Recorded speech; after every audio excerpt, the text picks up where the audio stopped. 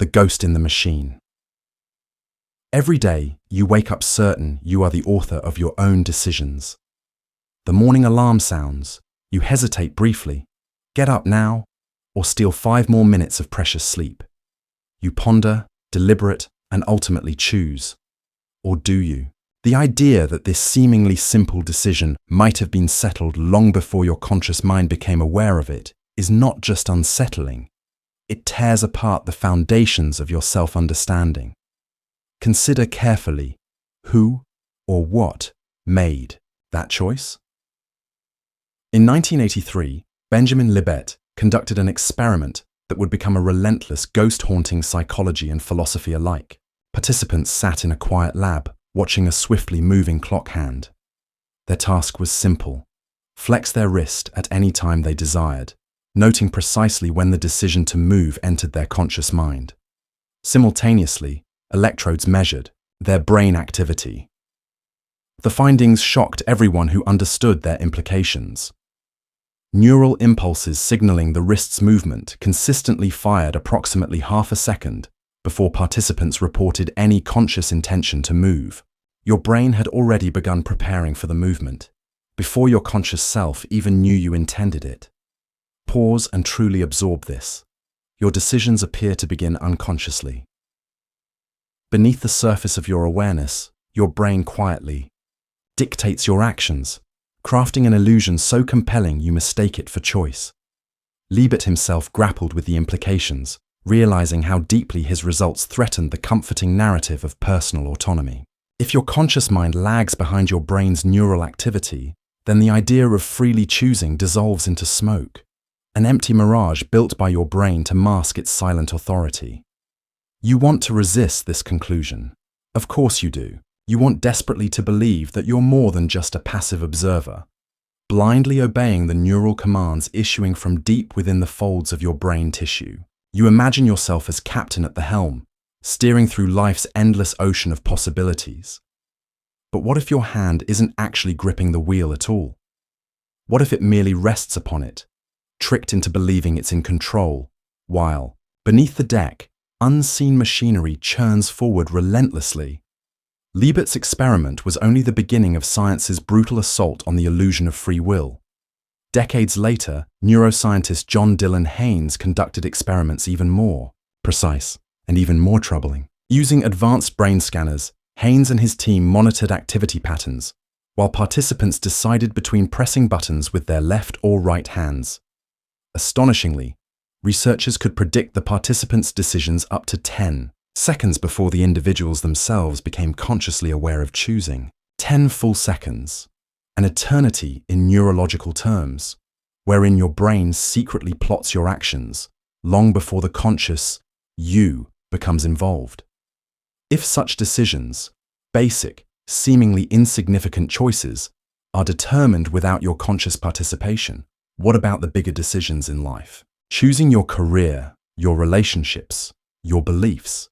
You tell yourself these critical life choices stem from deep reflection and conscious deliberation. Yet, if something as trivial as pressing a button can be unconsciously predetermined, how confidently can you claim true authorship of your identity-defining choices? Philosophers have long struggled with this very question. Arthur Schopenhauer described humanity's sense of freedom as nothing more than a comforting myth, declaring bluntly, "Man can do what he wills, but he cannot will what he wills." Your desires, thoughts, impulses, all of them surface from mysterious depths you neither control nor fully comprehend. If your thoughts spontaneously arise within you, unbidden and unpredictable, then how could you possibly claim ownership over them? How could you claim agency over choices driven by desires you never consciously chose? Your mind races backward, through memories, frantically searching for moments where you unquestionably exerted conscious control. But the harder you look, the more elusive true freedom becomes. Consider your tastes, your hobbies, your personality traits. How many were freely chosen, and how many emerged from factors completely beyond your control? Your genetics, your childhood, the random twists of fate, each one forming threads, weaving you into existence. Each thread binding you tighter into the illusion. locking you inside a narrative your brain has constructed. Even your sense of moral responsibility begins to crumble beneath scrutiny. If you are nothing but a biological puppet, if every action and thought is determined by pre-existing conditions, can you truly be blamed for any act, good or bad? Neuroscientist Sam Harris argues fiercely that moral responsibility vanishes under determinism, rendering punishment and reward meaningless, no more justified than blaming the wind for blowing or praising the sun for rising. You recoil instinctively at this logic, deeply uncomfortable at the thought of such moral emptiness.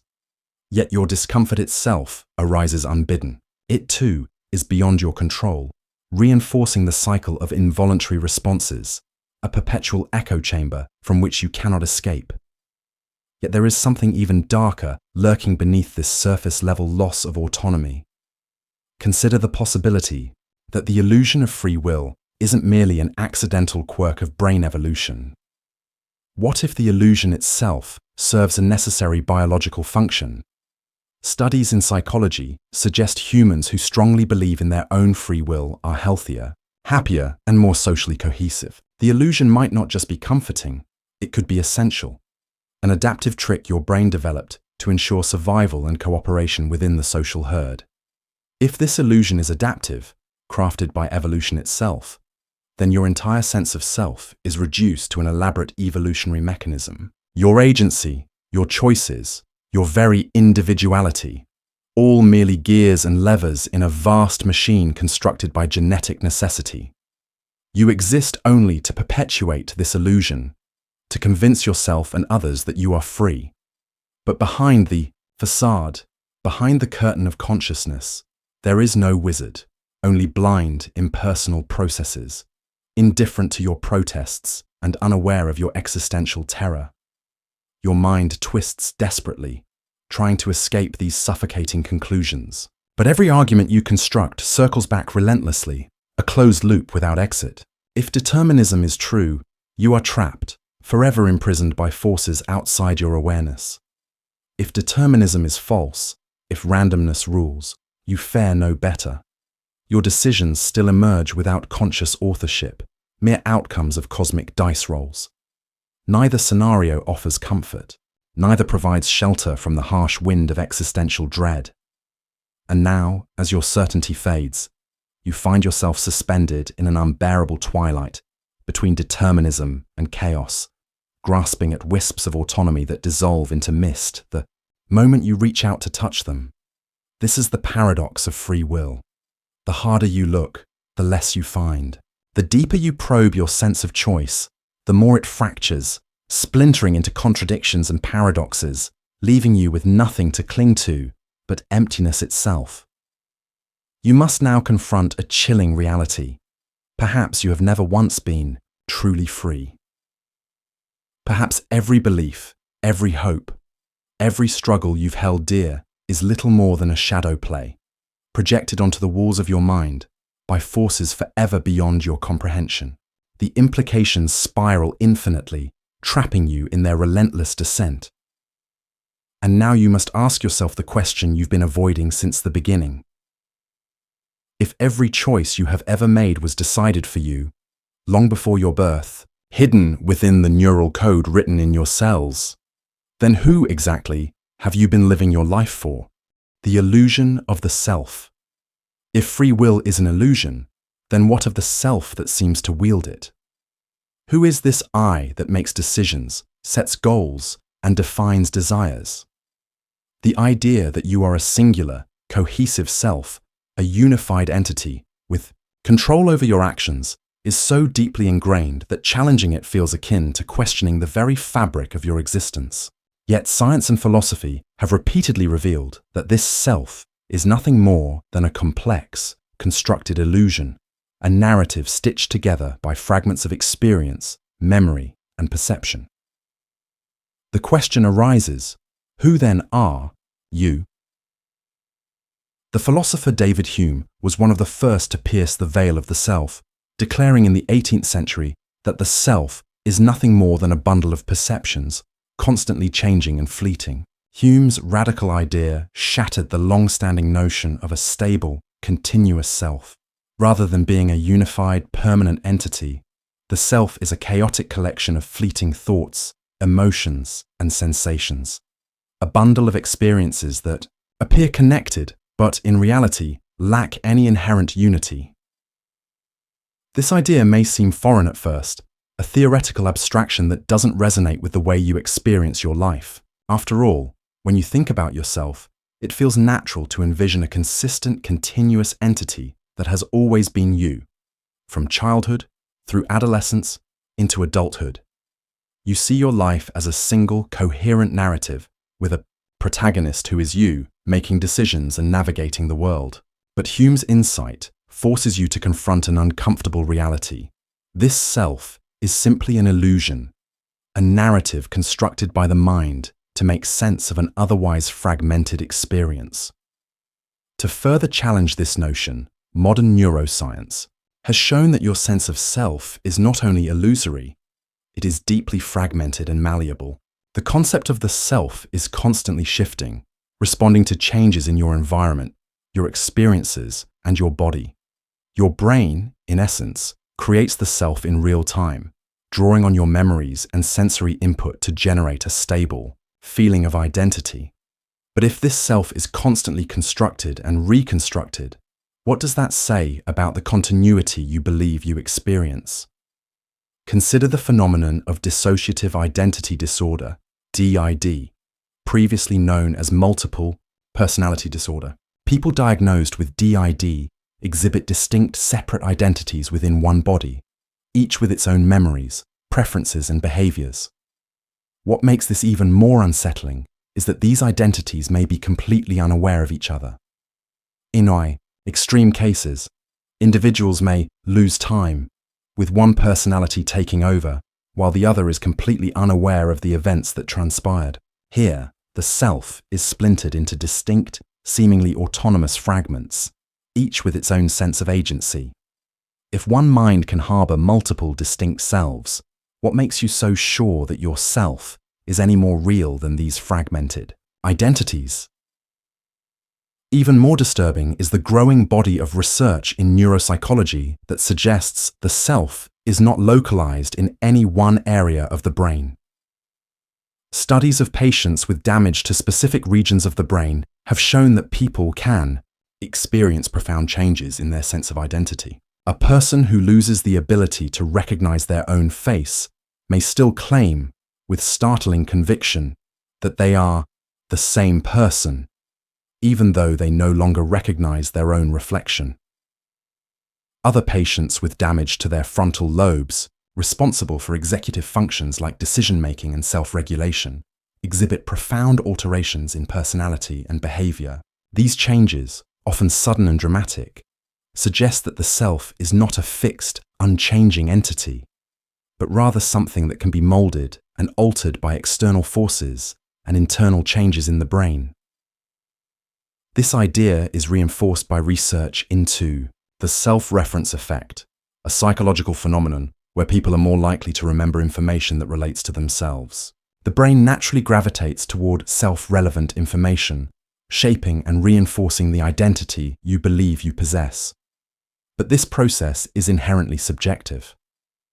The brain constructs a narrative about who you are based on the fragments. It receives memories, perceptions, and experiences, each of which is malleable and open to interpretation. If the brain can selectively process and alter information to maintain a coherent self-narrative, can you truly trust your perception of yourself as an objective truth? The implications of this are profound. If your self is a constantly shifting construct, dependent on memories, perceptions, and subjective experiences, then who exactly is making the decisions you so confidently claim to own? When you choose to act or think, are you truly the author of those thoughts and actions?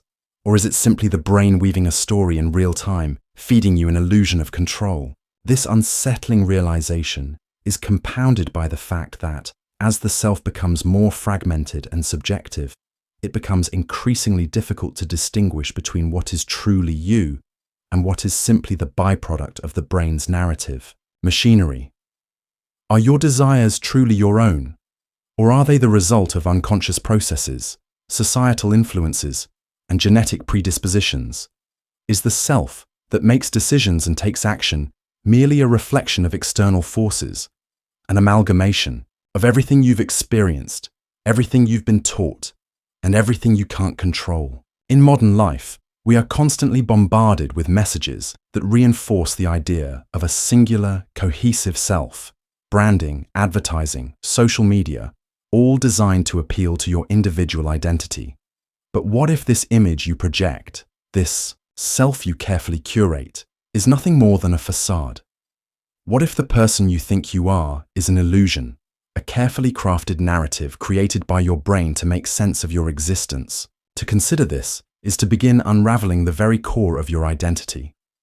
If the self is not stable, not fixed, and not fully under your control, then what are you really? Are you merely a collection of thoughts and impulses, shifting, contradictory, and ever-changing? Are you even the person you think you are, or have you become a character in a story written by forces beyond your comprehension? In confronting this idea, the mind recoils. The very notion that the self is nothing more than a fabrication, a story we tell ourselves to navigate an otherwise chaotic and fragmented world, is deeply unnerving. And yet, the evidence mounts, layer upon layer, until the comfortable, solid identity you've clung to for so long begins to crumble.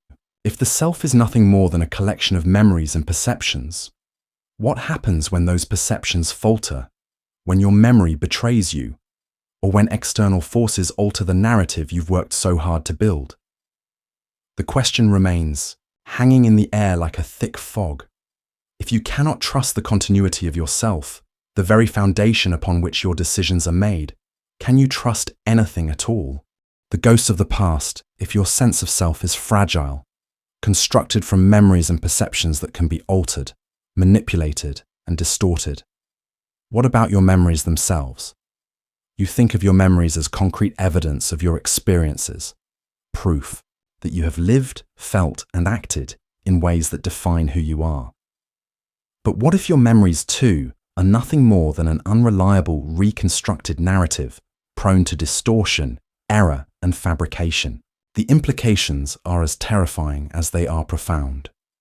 Not only is your free will in question, but the very foundation of your identity.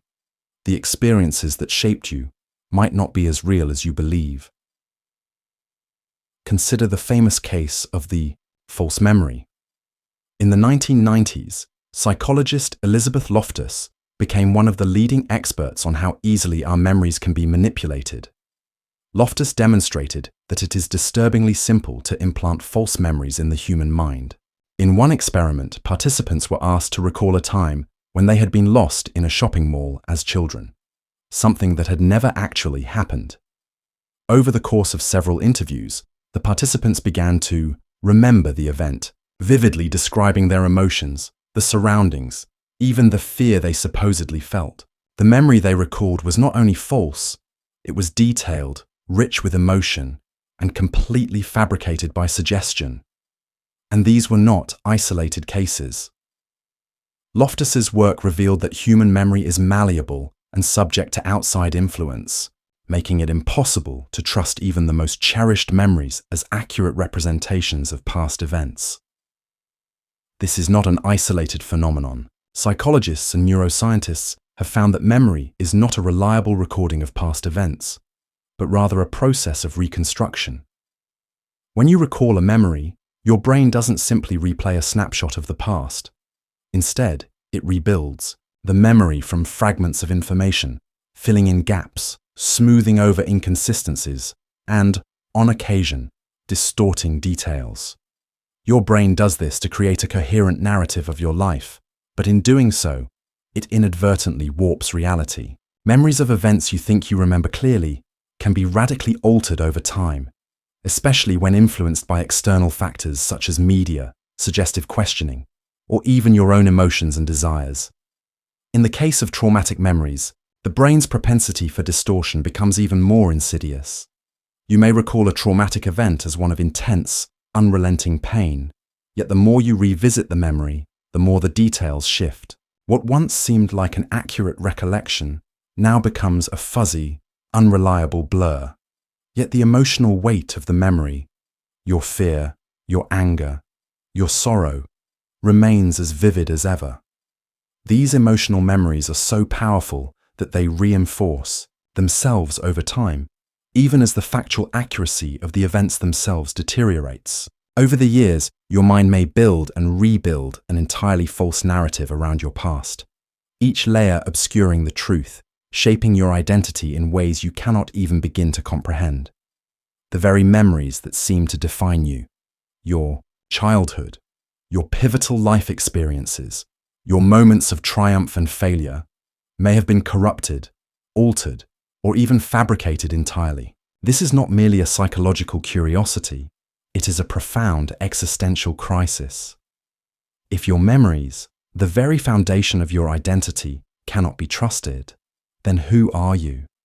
How can you define yourself when the cornerstone of your life, the record of who you've been, is unreliable, shifting, and potentially false? The concept of the recovered memory further complicates the matter. It suggests that memories can be buried in the subconscious, only to resurface years later, often in the context of therapy or suggestive questioning.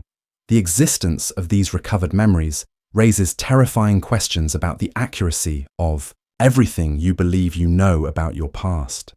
If memories can be recovered, often by therapists who unintentionally guide patients towards certain recollections, how many of your own memories are accurate? How many of the events you swear happened exactly as you recall, them are actually the result of suggestion, misperception, or even imagination? What if the memories you hold most dear, the experiences you cling to as the foundation of your identity, are nothing but constructs, distorted by time, trauma, or the suggestion of others? Neuroscientific research into memory further deepens the horror. Studies on the brain's hippocampus, the area associated with memory formation, show that memories are not static entities, stored like files on a hard drive, waiting to be accessed. Rather, they are dynamic and fluid, reconstructed each time you recall them. Every time you bring a memory into your conscious mind, it becomes vulnerable to changes. The hippocampus, designed to be a malleable and adaptive system, reshapes memories based on current emotions, new experiences, and even your personal biases. Over time, what began as an objective event can mutate into something entirely different, and you may never notice the transformation until it's too late. Even worse, studies have shown that your memory is prone to false positives. That is, your brain will sometimes remember things that never happened, entire events or details that exist purely in the imagination. These false memories can feel just as real as genuine memories, creating an even greater dissonance between your subjective experience and objective reality. These false memories don't just trick you into believing falsehoods, they can influence your actions, your decisions, and your emotions. You might base entire aspects of your identity on events that never occurred. The story of Shannon, a woman who recalled an entire childhood filled with abuse that never happened, highlights the danger of this phenomenon. Shannon spent years grappling with the emotional aftermath of memories of abuse that were eventually proven to be false. Her sense of self, built on the foundation of these fabricated memories, crumbled as the truth emerged. This is not just a theoretical exercise.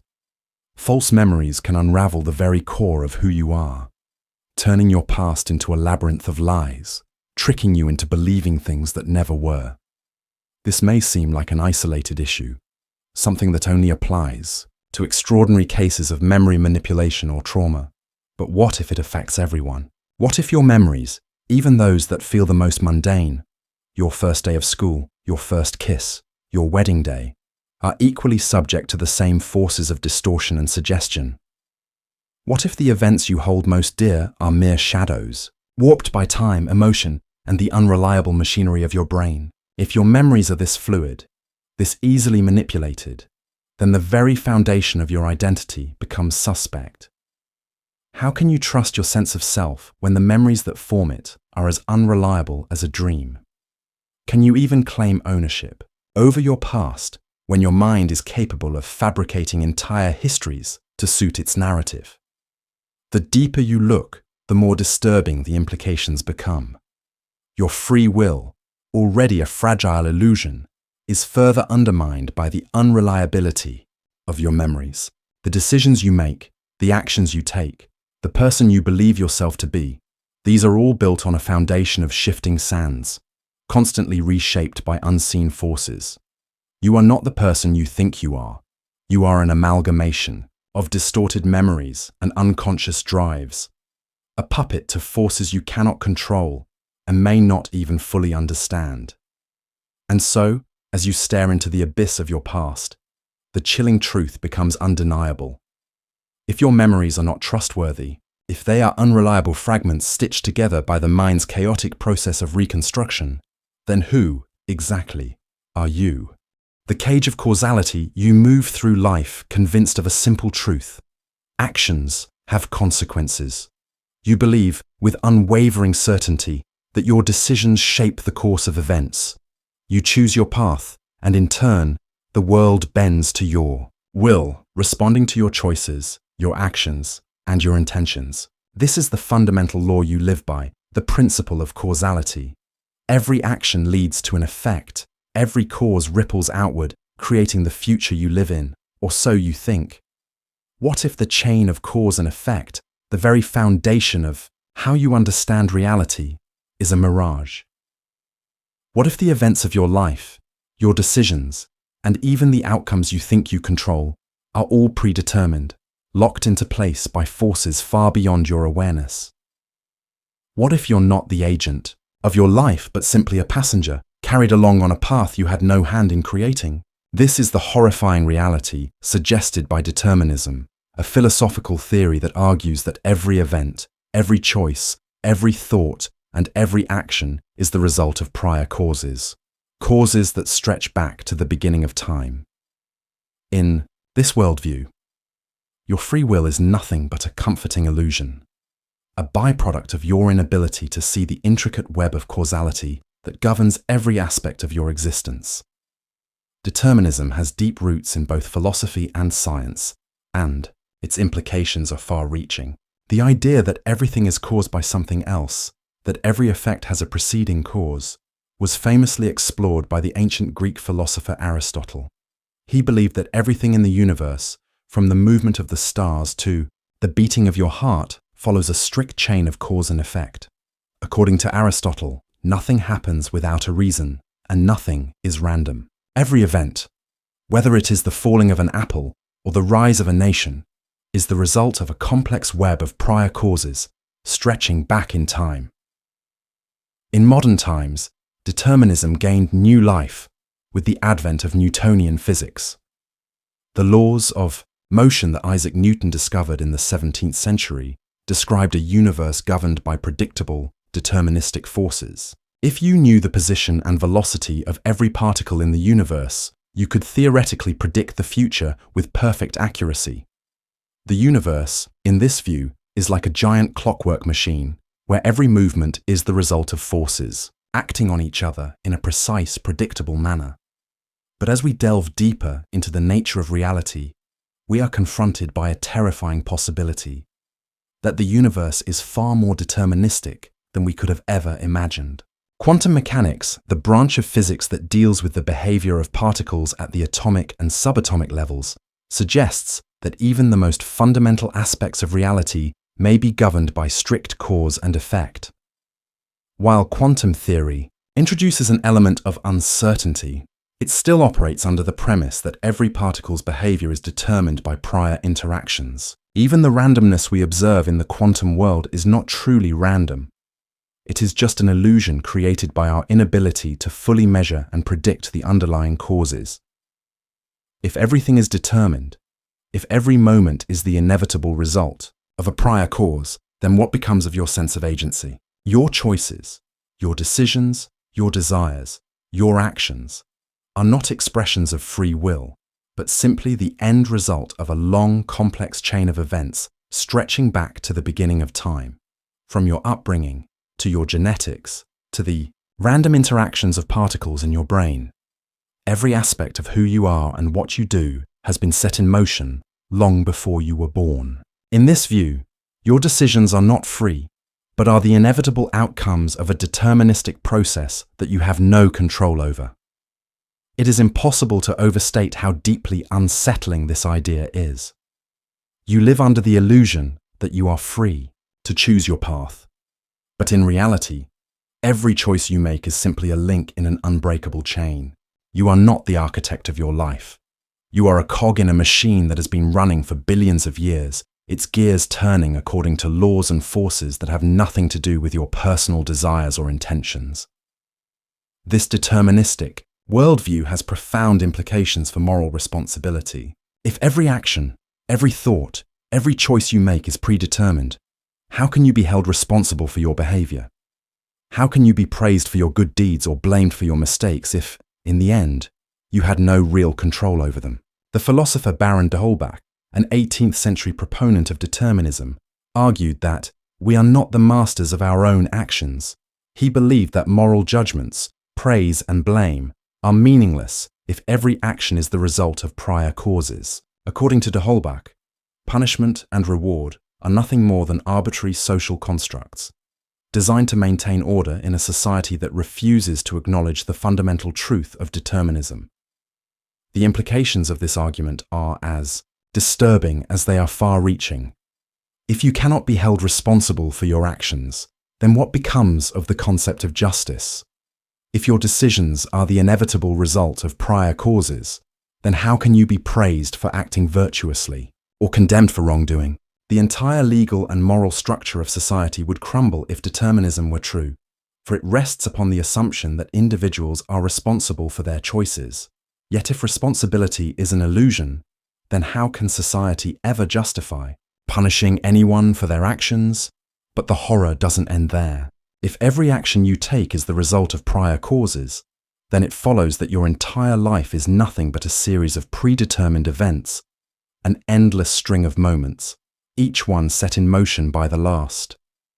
Your hopes, your dreams, your aspirations, all of them are merely the consequence of factors beyond your control.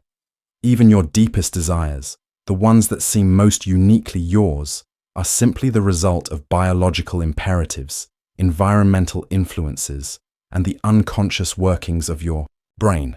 You are not the master of your fate, but rather a puppet, helplessly pulled by the strings of a vast impersonal machine that has been running since the dawn of time.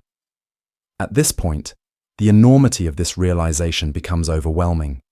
If determinism is true, then the very idea of personal agency, the belief that you have control over your life, is a cruel illusion. Your sense of freedom, your belief that you are the captain of your own ship, is nothing more than a comforting fiction designed by your mind to preserve your sanity. You are not in charge of your own life. The universe is a vast, deterministic machine, and you are just a small cog in its gears, unable to escape the inexorable flow of time and causality. And so, the question you must face now is unavoidable. If your every action is the inevitable result of causes you cannot control, then what is the meaning of your existence? Are you simply a byproduct of an indifferent universe, moving through life like a leaf in the wind, with no control over your destiny? If your future is already written, then what choice do you have but to surrender to the inevitable? The mirage of control. You believe you are in control of your life.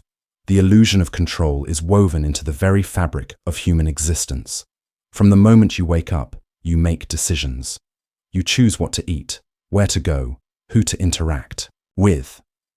Every day, you feel like the driver of your own destiny, confidently steering your course through the chaos of life. But what if this sense of control is nothing but a carefully constructed lie? What if the very idea of control, of shaping your future with deliberate action, is a mirage, a cruel trick of the mind to mask your powerlessness? At first glance, it seems reasonable to assume that you are in control of your life. You choose your career, your relationships, your daily activities. You make decisions based on reason, logic, and desire, convinced that these choices are your own. But as we begin to peel back the layers, a disturbing truth begins to emerge. The sensation of control is a mere byproduct of your brain's ability to process information in a way that feels coherent.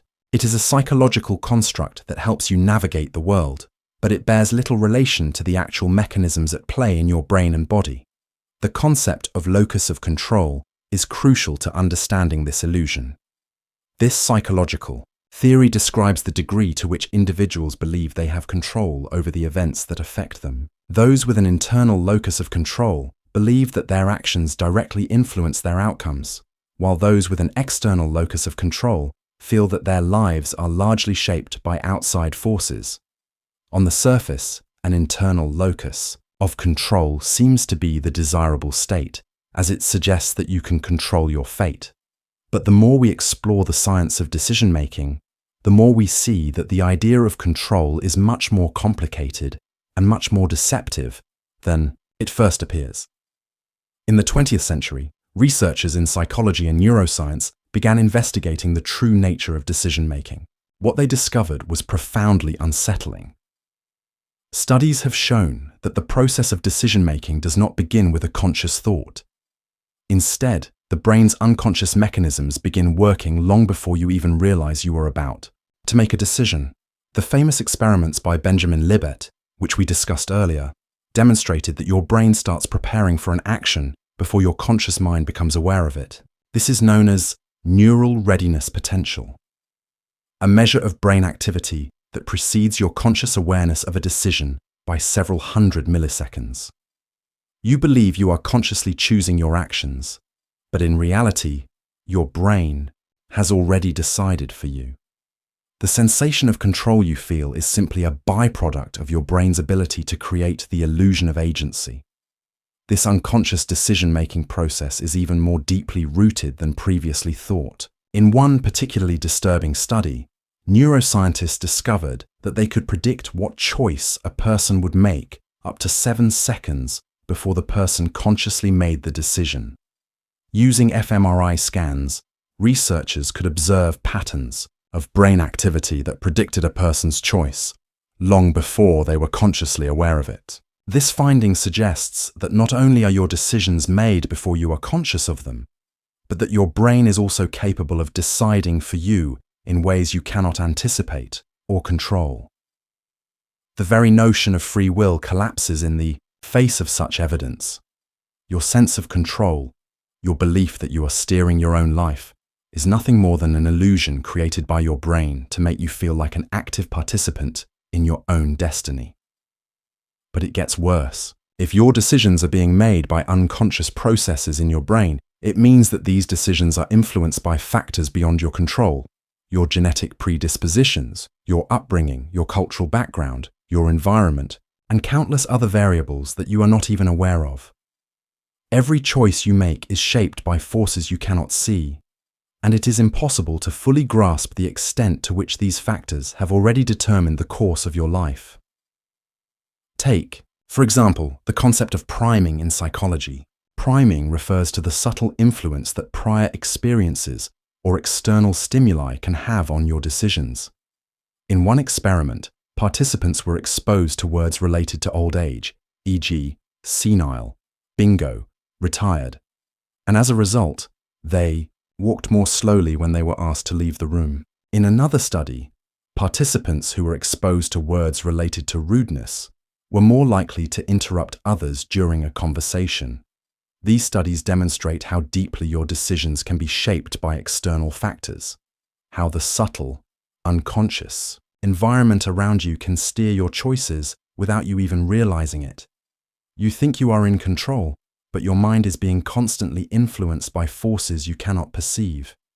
Even more disturbing is the phenomenon of confirmation bias, the tendency to seek out and interpret information in a way that reinforces your pre-existing beliefs and desires. You believe you are making objective decisions based on rational thought, but in reality, you are subconsciously filtering information in a way that aligns with your biases. You are not the rational decision maker you imagine yourself to be. Instead, you are a slave to your own mental filters, interpreting the world through a lens that reinforces your sense of control, even as it distorts your view of reality. You may now begin to feel the weight of this realization. You are not in control of your life. You are not the master of your own destiny. Your decisions, your choices, your beliefs, all of them are shaped by unconscious processes and external forces that you cannot see, much less control. The illusion of control is a defense mechanism, a way for your mind to cope with the terrifying truth that you are not the captain of your ship, but rather a passenger carried along by currents you cannot influence. This is the true horror of the human condition. You live under the delusion that you are steering your own course, but in reality, you are being swept along by a tide of unconscious processes, genetic predispositions, and environmental factors. Your actions are not the result of free will, but of forces that you can neither comprehend nor control. The decisions you make are not truly yours. They are the inevitable consequence of a vast, intricate web of causes stretching back to the beginning of time. The moment you believe you are in control, the illusion is shattered, leaving you to confront the terrifying truth. You are not the driver of your life. You are a passenger, helpless to steer the course of your own existence. And so the question arises, chilling and unavoidable. If you cannot control your own decisions, if your sense of control is nothing but a mirage, then who or what is truly in charge of your life? The paradox of awareness. You are aware. It seems simple, doesn't it? You know that you exist, that you think, that you feel. Your awareness of your thoughts, your emotions, and your environment is the most fundamental certainty you possess. You cannot escape the feeling of being conscious, of being awake in a world that surrounds you. Yet, have you ever paused to consider the most disturbing aspect of this awareness? That, despite all of your certainties, you have no idea how or why you are aware at all. Your awareness, the very core of your existence, is a mystery so profound that no philosophy, no science, no religion can fully explain it. And in this mystery, the illusion of control and self-awareness begins to crumble, leaving you with a terrifying question. What if your awareness is the greatest illusion of all? The philosopher René Descartes famously declared, "Cogito ergo sum, I think therefore I am." For centuries, this assertion has been the cornerstone of Western philosophy, an anchor that seemed to guarantee our existence. Descartes believed that the very act of thinking proved the existence of a thinking self, a conscious being. It seems so simple. You think, and therefore you exist. Your consciousness is the one thing you cannot doubt, the one thing that proves you are real. But as we dive deeper into the nature of awareness, this certainty begins to dissolve. Your awareness, your sense of I, is not as straightforward as Descartes imagined. You feel conscious, yes, but have you ever wondered how that awareness arises? Where does it come from? And more unsettling still, why does it exist? We know the brain is involved, of course. Neural activity in specific regions, such as the prefrontal cortex, is linked to conscious thought and awareness.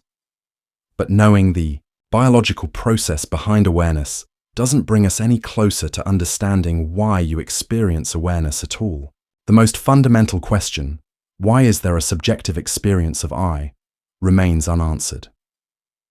Neuroscientists, philosophers, and psychologists have all grappled with the enigma of consciousness, but no one has provided a definitive explanation. This mystery is known as the hard problem of consciousness, a term coined by philosopher David Chalmers in the 1990s. The hard problem is simple. How do physical processes in the brain give rise to subjective experience? How does the firing of neurons, the release of chemicals, and the flow of electrical impulses lead to the feeling of being you, of having thoughts, sensations, and emotions? We know that the brain is responsible for conscious awareness, but that knowledge does not bring us any closer to understanding the nature of the experience itself. What is it like to be you? And why do you experience the world in the way you do? The discomfort grows as we realize that no amount of scientific explanation can resolve the paradox of consciousness. While we may understand the neural mechanisms behind awareness, we cannot explain why those mechanisms should create the experience of being aware in the first place.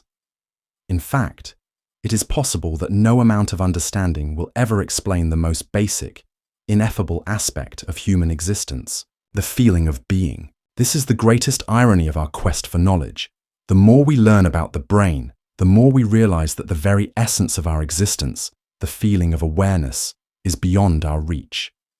This paradox deepens when we consider the phenomenon of self-awareness. Your ability to reflect on your own thoughts, to recognize that you exist as a distinct entity in the world, is a unique feature of human consciousness. But how is this self-awareness possible? Your brain is composed of cells, chemicals, and electrical impulses. Yet somehow it generates a unified sense of self, an entity capable of introspection and reflection. Your brain is not a singular, unified object.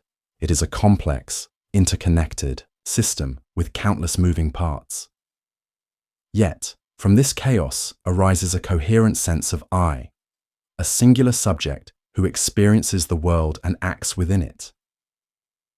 Theories of consciousness abound, but each one raises more questions than it answers. Some neuroscientists believe that consciousness emerges from the brain's vast network of neurons, like a fire sparked by the friction of their interactions. Others propose that consciousness arises from the brain's ability to model the world and predict future events, giving rise to a sense of agency and selfhood. But all these theories still fail to address the core question. Why should the brain create subjective experience at all? Why does it feel like something to be you, to exist in the world as an aware, conscious being? In the face of this paradox, one must consider the possibility that your awareness, your very experience of being alive, is not something you control, but rather a byproduct of forces beyond your understanding. If your awareness is something that arises from neural processes and complex interactions within your brain, then it is possible that your very perception of being conscious is an illusion, another layer of deception built into the fabric of your existence. What if, rather than being a conscious subject with free will and control, you are simply a passive observer, experiencing the world through a complex system of unconscious processes and mechanisms that you cannot influence? This unsettling possibility gains further weight when we consider the phenomenon of altered states of consciousness.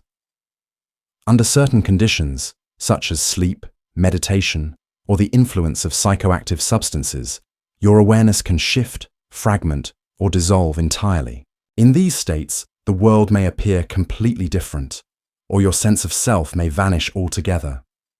If your consciousness can be so easily altered, what does that say about its true nature? Is your awareness simply a temporary, fluctuating state, like a light dimming and brightening in response to unseen forces? Or is there something deeper at play, an illusion so potent that it can create the sensation of I and self from nothing? Even more terrifying is the possibility that you may not be aware of everything that occurs within your own mind. Studies in psychology have shown that much of your mental processing occurs outside of conscious awareness.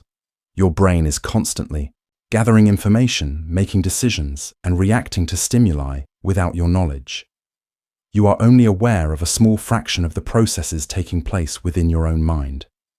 If your awareness is so limited, if your conscious mind is only a small fragmented sliver of your total mental processing, how can you trust the very nature of your awareness? What if you are unaware of the true forces shaping your thoughts, your desires, and your decisions? What if the sensation of being aware is just another illusion, a surface-level experience masking the complexity of unconscious forces beneath? This realization forces you to confront a horrifying truth. The very thing you thought was the most reliable, the most concrete aspect of your existence, your awareness, your consciousness, might not even be real. It might be an illusion, a fleeting construct designed by your brain to make sense of a world that is ultimately beyond your control. And so, as you stare into the depths of your own mind, the question arises with terrifying clarity. If you cannot trust your own awareness, your very perception of existence, then how can you trust anything at all? The collapse of objective reality. You are certain that the world you perceive is real. You walk through your life confident that the objects around you exist independently of your mind. the chair you sit in, the sky you gaze upon, the people you speak with. These are objective realities, fixed and unchanging, waiting for you to experience them, or so you think.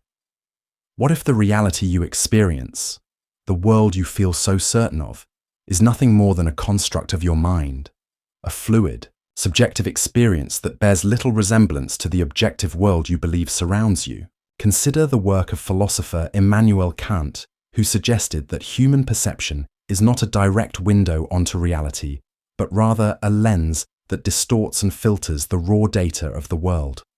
According to Kant, we do not perceive the world as it truly is. Instead, our senses and our mind impose structure on the chaos of raw sensory input, organizing it into something coherent. We may think we are seeing the world directly, but in truth, we are only seeing a representation of it, shaped by the limitations of our senses and the categories of thought that we impose upon it. The world we experience is a mental construct, not a reflection of objective reality. This idea is unsettling enough, but the implications grow even more disorienting when we turn to modern physics. The advent of quantum mechanics has shattered the notion of an objective, independent reality in ways that would have been unimaginable just a century ago. According to quantum theory, the very act of observation alters the behavior of particles at the smallest scales.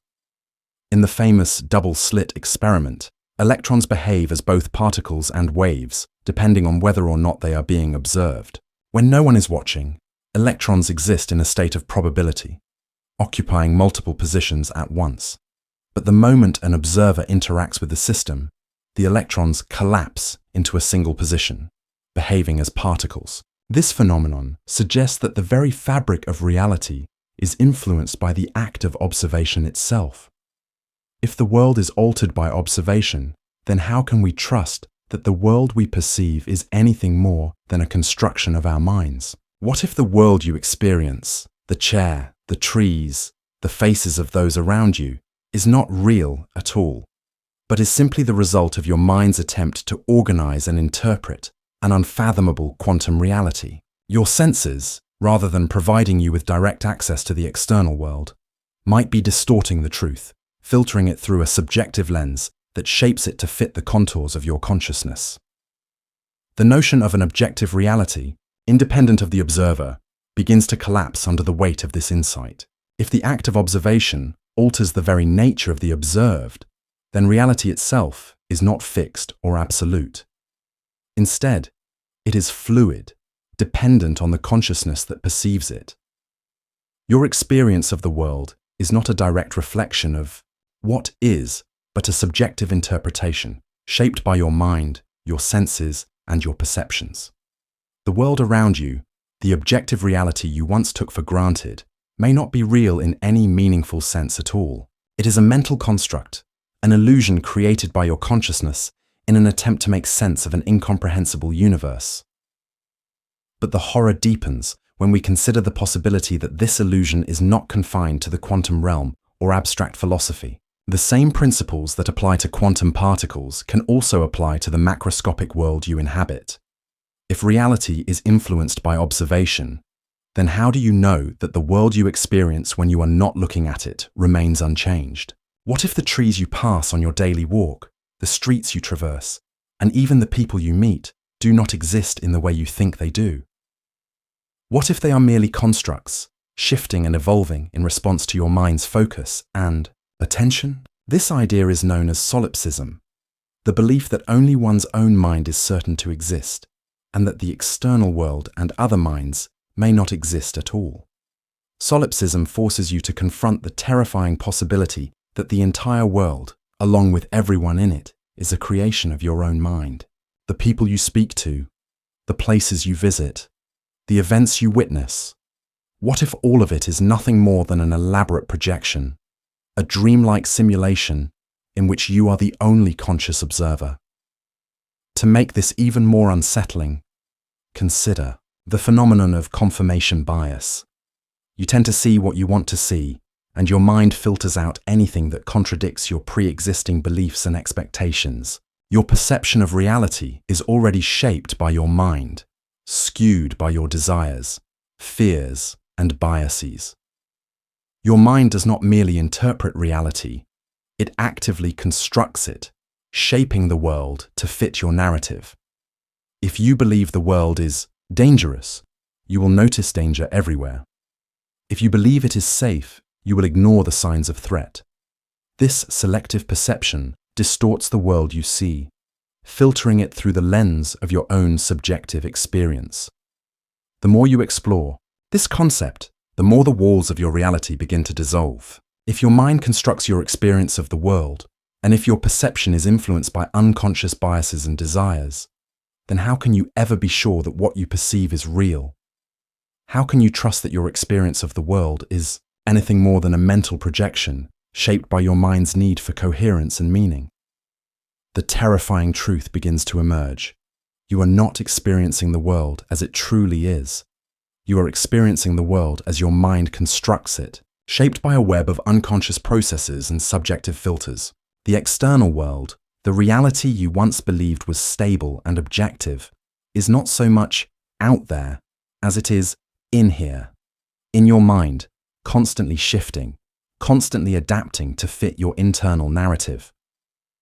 If reality is truly a construct, then everything you believe to be real, the world, the people in it, the events that unfold, is nothing more than a dream, a projection of your own mind. This is the collapse of objective reality. The very foundation of your existence begins to crumble, revealing that the world you inhabit is not as it seems. It is not a stable, objective reality waiting for you to perceive it.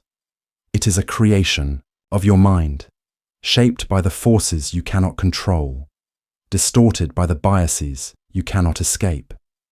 And so, as you stand at the precipice of this revelation, the question hangs over you, unanswerable and chilling.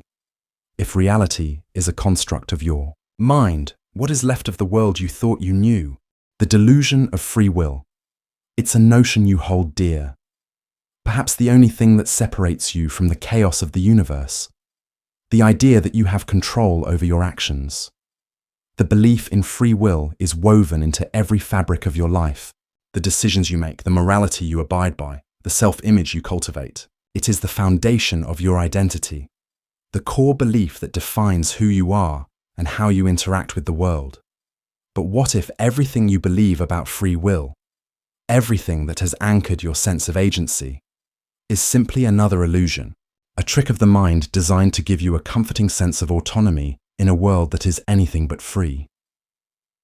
For centuries, philosophers have wrestled with the concept of free will. On one hand, you have the proponents of determinism, who argue that every action, every choice you make, is the inevitable result of prior causes, your genetics, your upbringing, your environment, and the laws of physics. On the other hand, you have those who defend the idea of free will, the belief that humans are autonomous agents capable of making independent choices.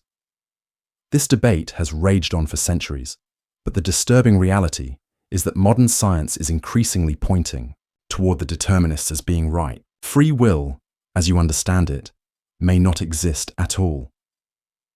To begin unraveling this unsettling possibility, consider the work of neuroscientists such as Benjamin Libet, whose experiments on brain activity and decision-making have challenged the very notion of free will.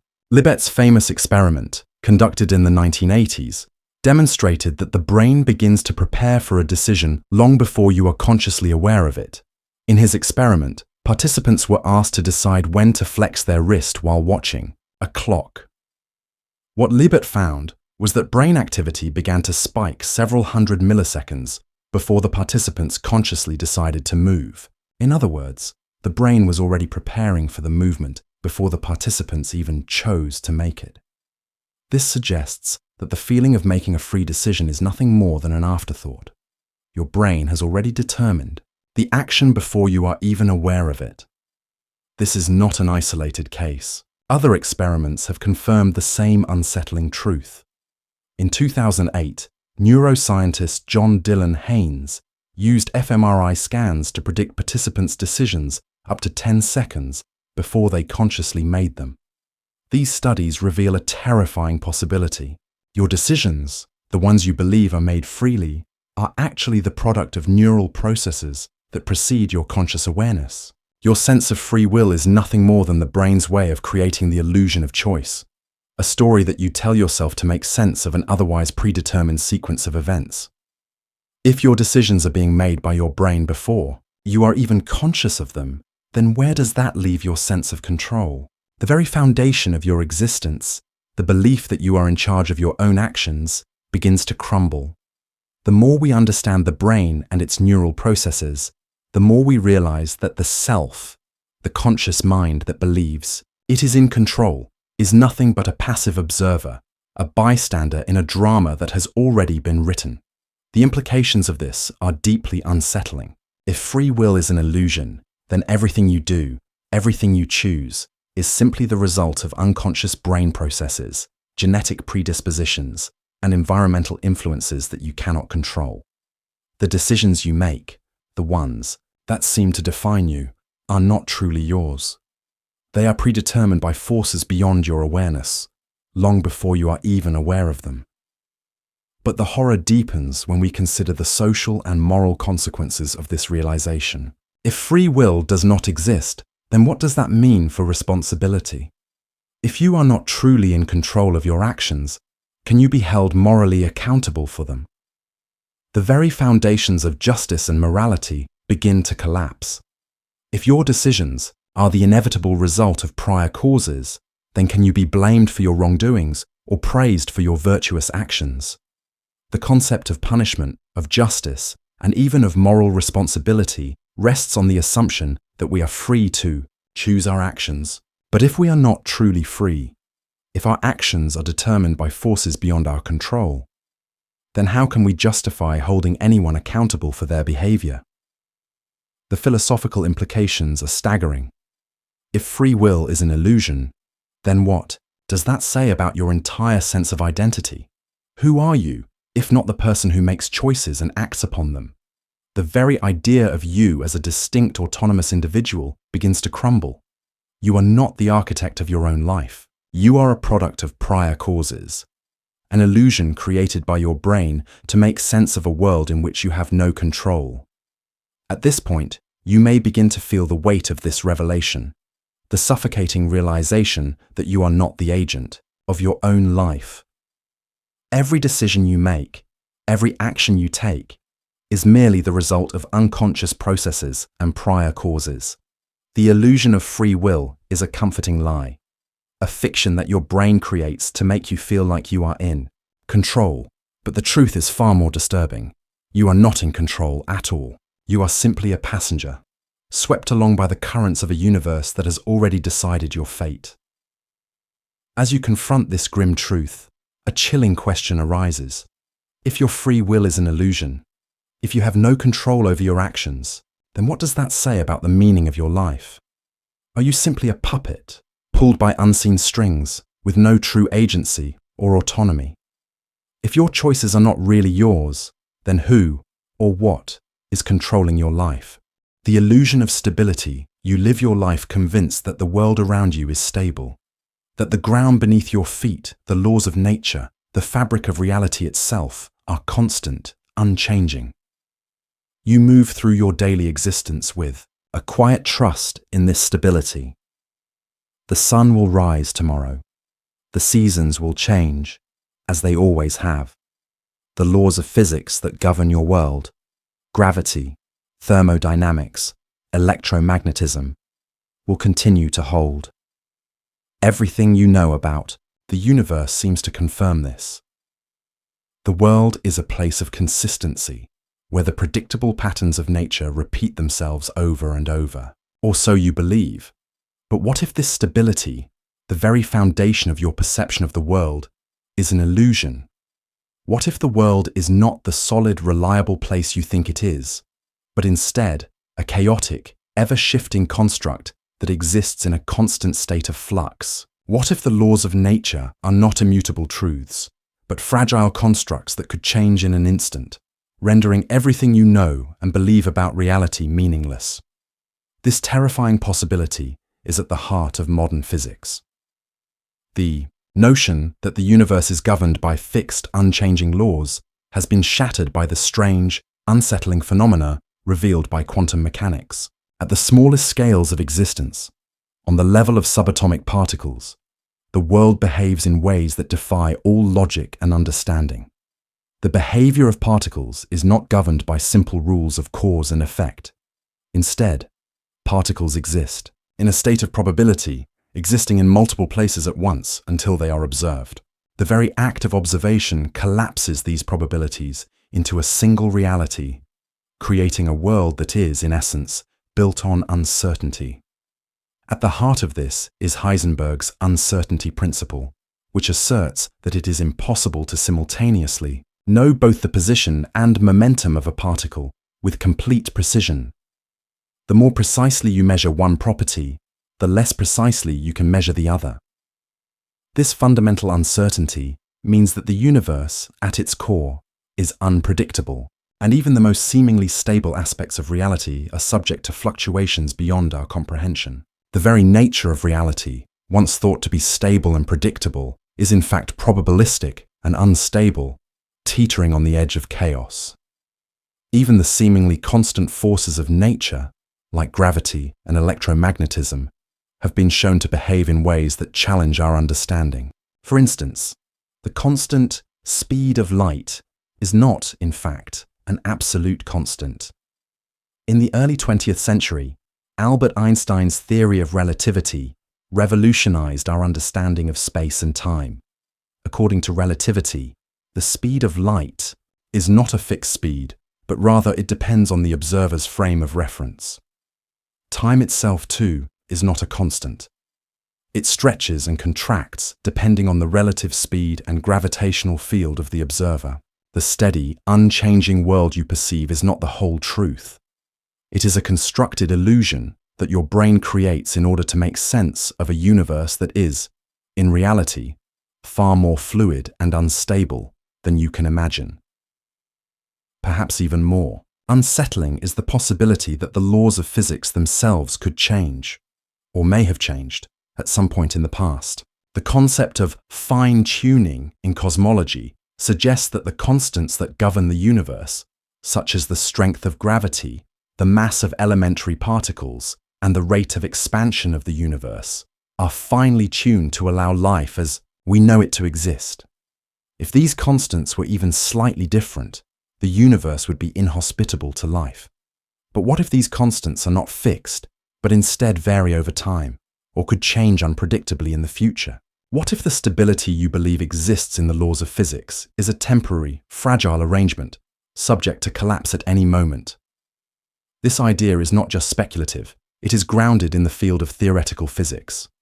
Some physicists have proposed that the constants of nature could change as the universe evolves. One possibility is the idea of a multiverse, a collection of parallel universes in which the laws of physics might differ from one universe to another.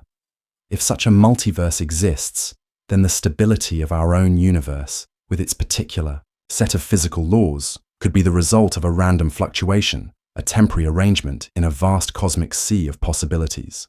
The implications of this are profound. If the universe is not stable, if its very laws are not fixed, then everything you have ever believed about reality, everything you thought you knew about the world, could be called into question. The ground beneath your feet is not solid, it is constantly shifting, and what you perceive as stable and predictable may, in fact, be on the verge of collapse. Even more unsettling is the realization that your sense of stability may be entirely subjective. Your brain constructs a version of the world that feels stable and predictable. But this version of reality is shaped by your senses and your perceptions. You have no direct access to the world out there, only to the information your senses provide, which is filtered and processed by your brain. In this sense, your perception of stability is an illusion, a mental construct designed to make sense of a world that is inherently unstable and unpredictable. If this is true, then what does that say about your place in the universe? You walk through life assuming that the world around you is solid, predictable, and unchanging. You take for granted that the laws of physics are constant, that the future is shaped by your actions, and that the world behaves in a reliable way. But what if these assumptions are false?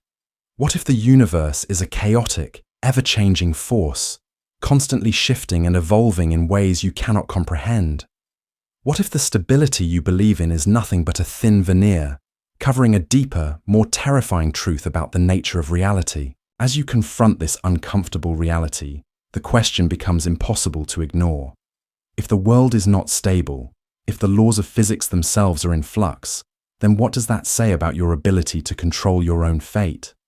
If the very nature of reality is unstable, then what hope do you have of finding meaning, order, or purpose in a universe that could collapse at any moment? The weight of the infinite, you are small, a speck, a brief moment in the vast expanse of time and space.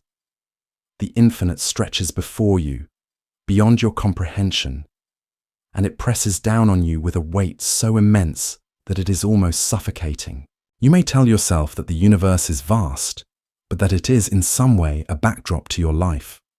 Your existence, your thoughts, your desires, your ambitions seem to matter in the context of the world you know. But what if, in the face of infinity, your life, your actions, your very being are utterly insignificant? What if you are a fleeting, inconsequential moment in an eternal sea of existence, a blip on the radar of the cosmos, destined to fade into nothingness? The concept of infinity has haunted thinkers for millennia, but it has never been more unnervingly real than it is now. With the advent of modern cosmology, we are more aware than ever of the vastness of the universe, an incomprehensible space that stretches billions of light years in every direction, with no discernible end. The observable universe, the portion we can see with telescopes, spans roughly 93 billion light years across. And that's just the observable universe. The full extent of the cosmos is likely far larger, potentially infinite, extending beyond our ability to measure or even imagine. But as your mind grapples with this incomprehensible scale, something unsettling begins to emerge. Not only is the universe infinite in size, but it is also infinite in time. Time, as we understand it, is not a fixed linear sequence. The history of the universe stretches back over 13.8 billion years, and the future is open to endless possibilities. It is almost impossible to wrap your mind around the fact that, in the grand scheme of things, the time you occupy, your brief, fleeting existence, is but a blink in the cosmic timeline. Your life, your memories, your achievements, how long will they last in the infinite stretch of time? A few hundred years perhaps, before the human race fades into obscurity. A few thousand maybe, before even the remnants of your civilization crumble into dust. And then, the infinite continues, without you, without humanity, without any trace of what once was. The weight of this realization is crushing. For what is the point of your life, your actions, your choices, if they are destined to be forgotten in the endless sweep of time? You struggle to find meaning, to carve out significance in a world that feels increasingly small and fragile in the face of the infinite.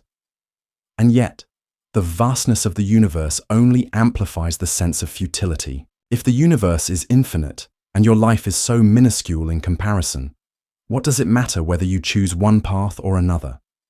What does it matter if you succeed or fail, if you live or die? The infinite future stretches on, indifferent, to your existence. This is the core of what many philosophers and existentialists call the absurd. The absurd is the dissonance between your search for meaning and the indifferent, meaningless vastness of the universe. Albert Camus, the French philosopher, wrote extensively about this paradox. In his famous essay, The Myth of Sisyphus, Camus explores the story of Sisyphus, condemned to roll a boulder up a hill for eternity, only for it to roll back down every time he nears the summit. The absurdity of his task is not in the repetition of the action, but in the fact that it has no ultimate purpose, no final destination. Sisyphus is trapped in an endless cycle, a futile attempt to create meaning in a universe that offers none. Camus argues that, in the face of this absurdity, we are confronted with a choice. to either succumb to despair and nihilism, or to rebel against the absurd by embracing the very lack of meaning in the universe. To continue living, to continue seeking meaning, even when we know it is ultimately pointless, is an act of defiance against the infinite emptiness of existence. But can you truly rebel against the infinite? Can you find meaning in a world that offers none when the weight of eternity is so overwhelming? The paradox deepens when we consider the possible fate of the universe itself. The current understanding of cosmology suggests that the universe is expanding at an accelerating rate, driven by dark energy. This means that, eventually, galaxies will move so far apart from each other that they will no longer be visible to one another. The stars will burn out, and the universe will cool into a state of darkness and entropy, a scenario known as the heat death of the universe. The end of time will come, not with a bang, but with a whimper, as the universe fades into nothingness. The infinite future, once full of promise, will eventually be consumed by an eternal, unyielding darkness. What is the significance of your actions in light of this? What meaning can be found in the fleeting moments of your existence when the universe itself is heading toward inevitable destruction? Your life is brief, an infinitesimal flicker in the grand timeline of existence, and yet you are aware of it. You feel the weight of your own insignificance in the face of the infinite. It is as though you are trapped in a vast, unfeeling void, struggling to create meaning where none exists, and knowing that your efforts will ultimately vanish without a trace. The terrifying truth begins to emerge.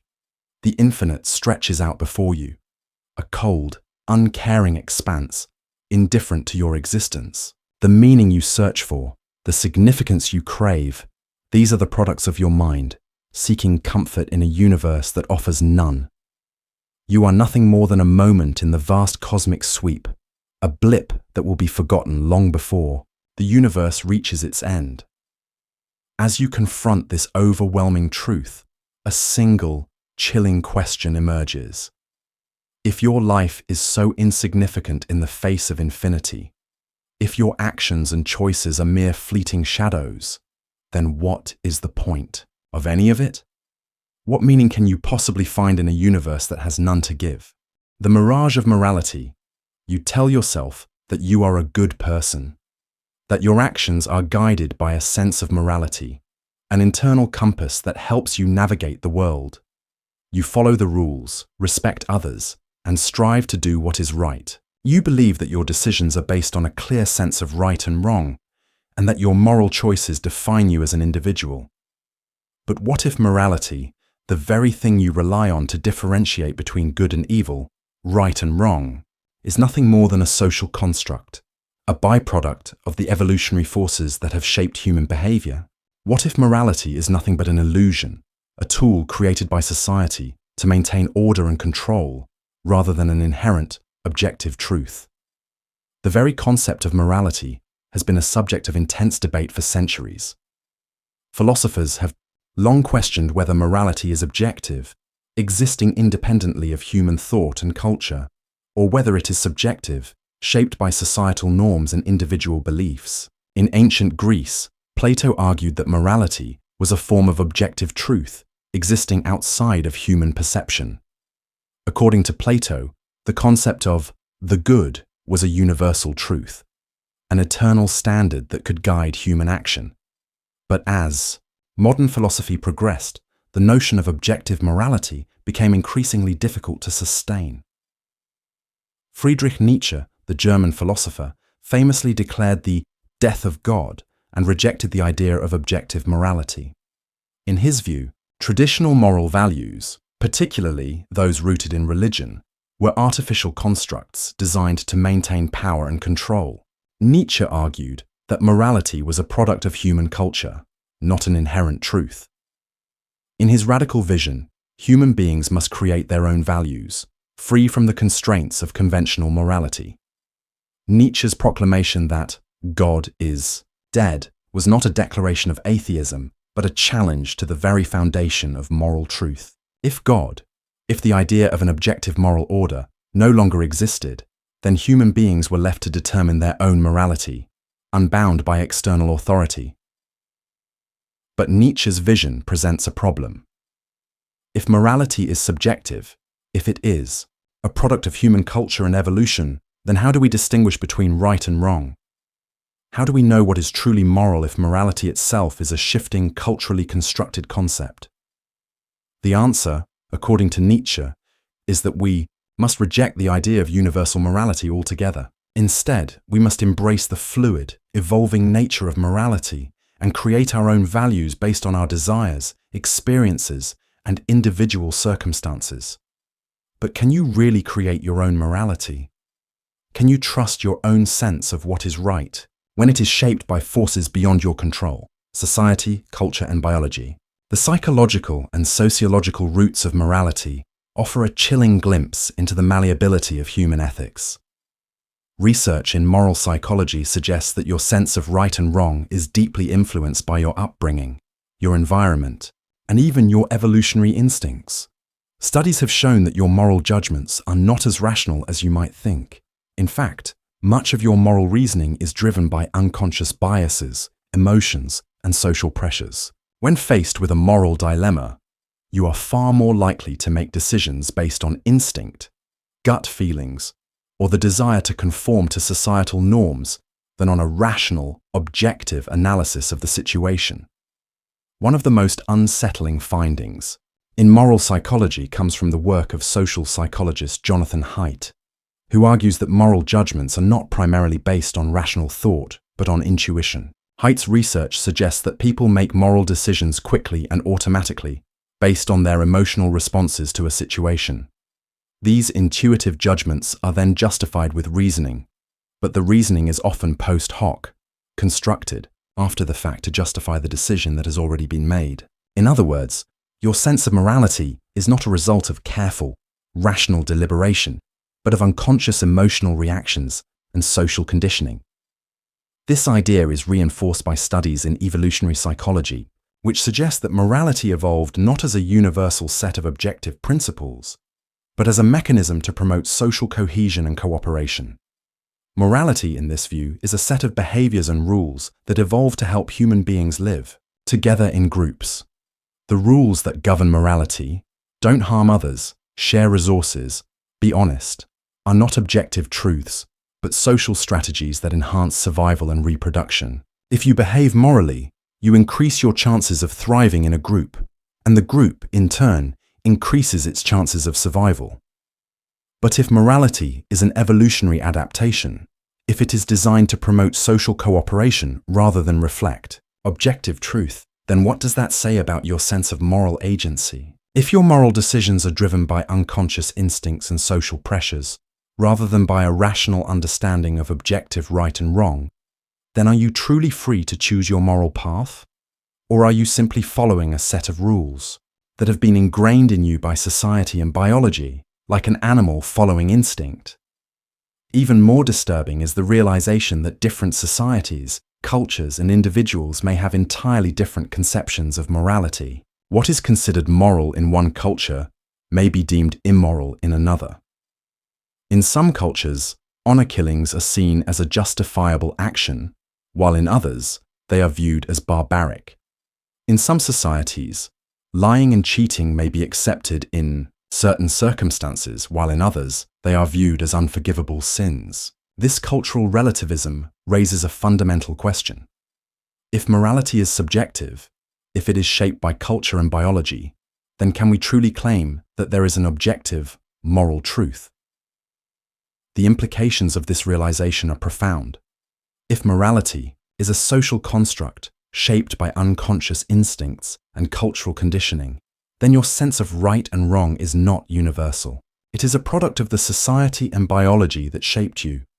You may believe that you are a morally upright person, following the rules of right and wrong that society has taught you, but in the grand scheme of things, your morality is just one, among countless others, each shaped by different cultures, instincts, and histories. This raises a chilling possibility. What if, in the end, there is no universal right or wrong? What if morality is nothing more than a tool created by society, by evolution, by culture, to keep you in line, to shape your behavior, to maintain order in a world that is otherwise chaotic and unpredictable. If morality is a construct, then what happens when the construct falls apart? When you realize that your sense of right and wrong is not universal, not objective, but subjective and malleable, does it unravel the very fabric of your sense of self? The horror of this realization is overwhelming. Your moral decisions, the ones you think define you as a person, may not be your own at all. You are not the master of your morality. You are a product of cultural conditioning and evolutionary instincts, guided by forces you cannot control and may not even fully understand. And so the question echoes through your mind, unrelenting and inescapable. If morality is a social construct, shaped by culture and biology, then what is truly right and wrong? And if there is no objective morality, what does that say about your role in the world? The erosion of time. You experience time every day, flowing like a river, constantly moving from past to present to future. You measure your life by the passage of time, the years, the seasons, the moments that slip by. You wake up, you act, you live, and the world moves on, one moment at a time. Time is the framework that holds your existence together. It is the measure by which your choices and actions are given meaning. But what if time itself is a lie? What if the way you experience time, the linear progression of events, is an illusion? And more terrifyingly, what if the very concept of time, the thing that defines your life, doesn't actually exist at all? The idea that time may not be what you think it is has haunted philosophers, scientists, and thinkers for centuries. For most of human history, time was seen as a fixed, unchanging entity, a universal constant that moved forward inexorably from past to present to future. But with the advent of modern physics, our understanding of time has begun to unravel. Time is no longer seen as a simple, objective measure of change. It is now understood as a malleable, subjective experience, shaped by the very fabric of the universe itself. The most significant challenge to our understanding of time comes from Einstein's theory of relativity. In the early 20th century, Einstein revealed that time is not an absolute fixed quantity. According to the theory of relativity, time is relative. It changes depending on your speed and the strength of gravity around you. The faster you move, the slower time passes for you relative to someone who is stationary. This phenomenon, known as time dilation, has been confirmed through countless experiments with high-speed particles and GPS satellites. Time is not a constant universal flow. It bends, stretches, and distorts depending on your position in space-time. But relativity only scratches the surface of the mystery of time. The more we learn about the nature of the universe, the more we realize that time is even more elusive than we can imagine. Quantum mechanics, the theory that governs the behavior of particles at the smallest scales, suggests that time may not even exist in the way we think. In the quantum realm, particles do not exist in a definite state, but rather in a superposition, existing in multiple places and states at once until they are observed. This means that time, at the quantum level, may not be continuous or linear at all. The moment you think you can grasp time, hold it in your hands, it slips away, revealing that the universe itself does not operate on the timeline you assume. What is even more disorienting is the possibility that time, as we experience it, is a mental construct shaped by our perception. Studies in neuroscience suggest that your brain processes time subjectively. Your perception of time can speed up, slow down, or even freeze depending on your state of mind. When you are engaged in an activity you enjoy, time seems to fly by. When you are bored or anxious, time feels like it stretches endlessly. Your experience of time is not an objective measurement, but a psychological phenomenon, a subjective illusion that your mind creates in order to make sense of the world. The philosopher Henri Bergson proposed that time, as we experience it, is not a sequence of discrete moments, but a continuous flow of experience. He distinguished between measured time, time as we scientifically understand it, and lived time, the internal sense of time that we experience subjectively. 4. Bergson.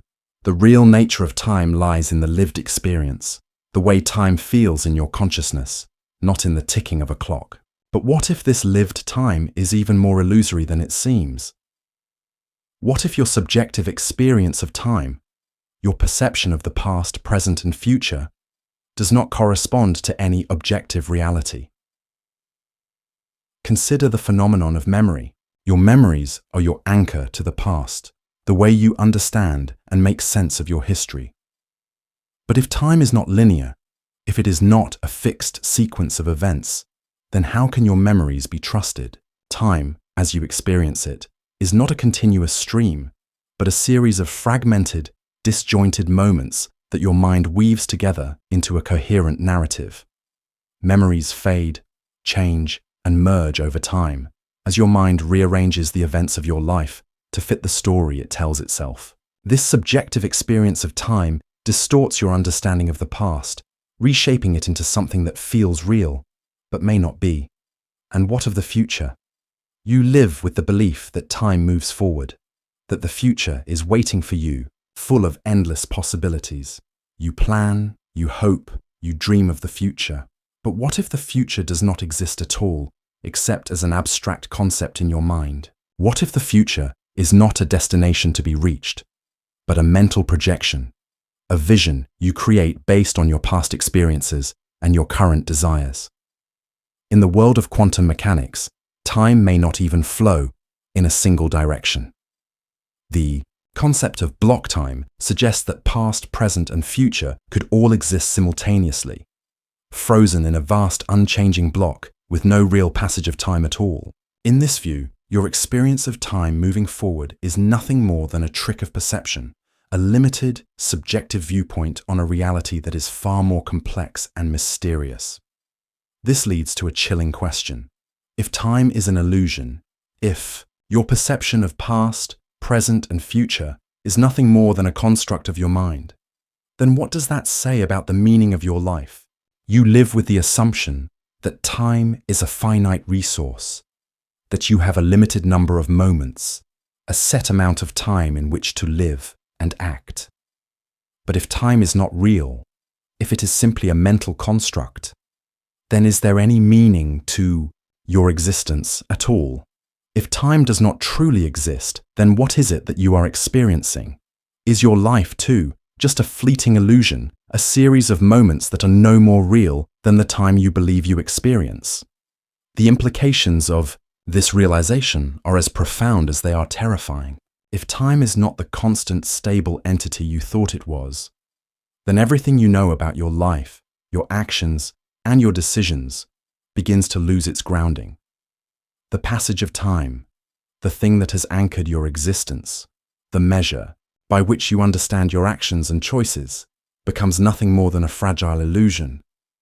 And so, the question looms, chilling and inevitable.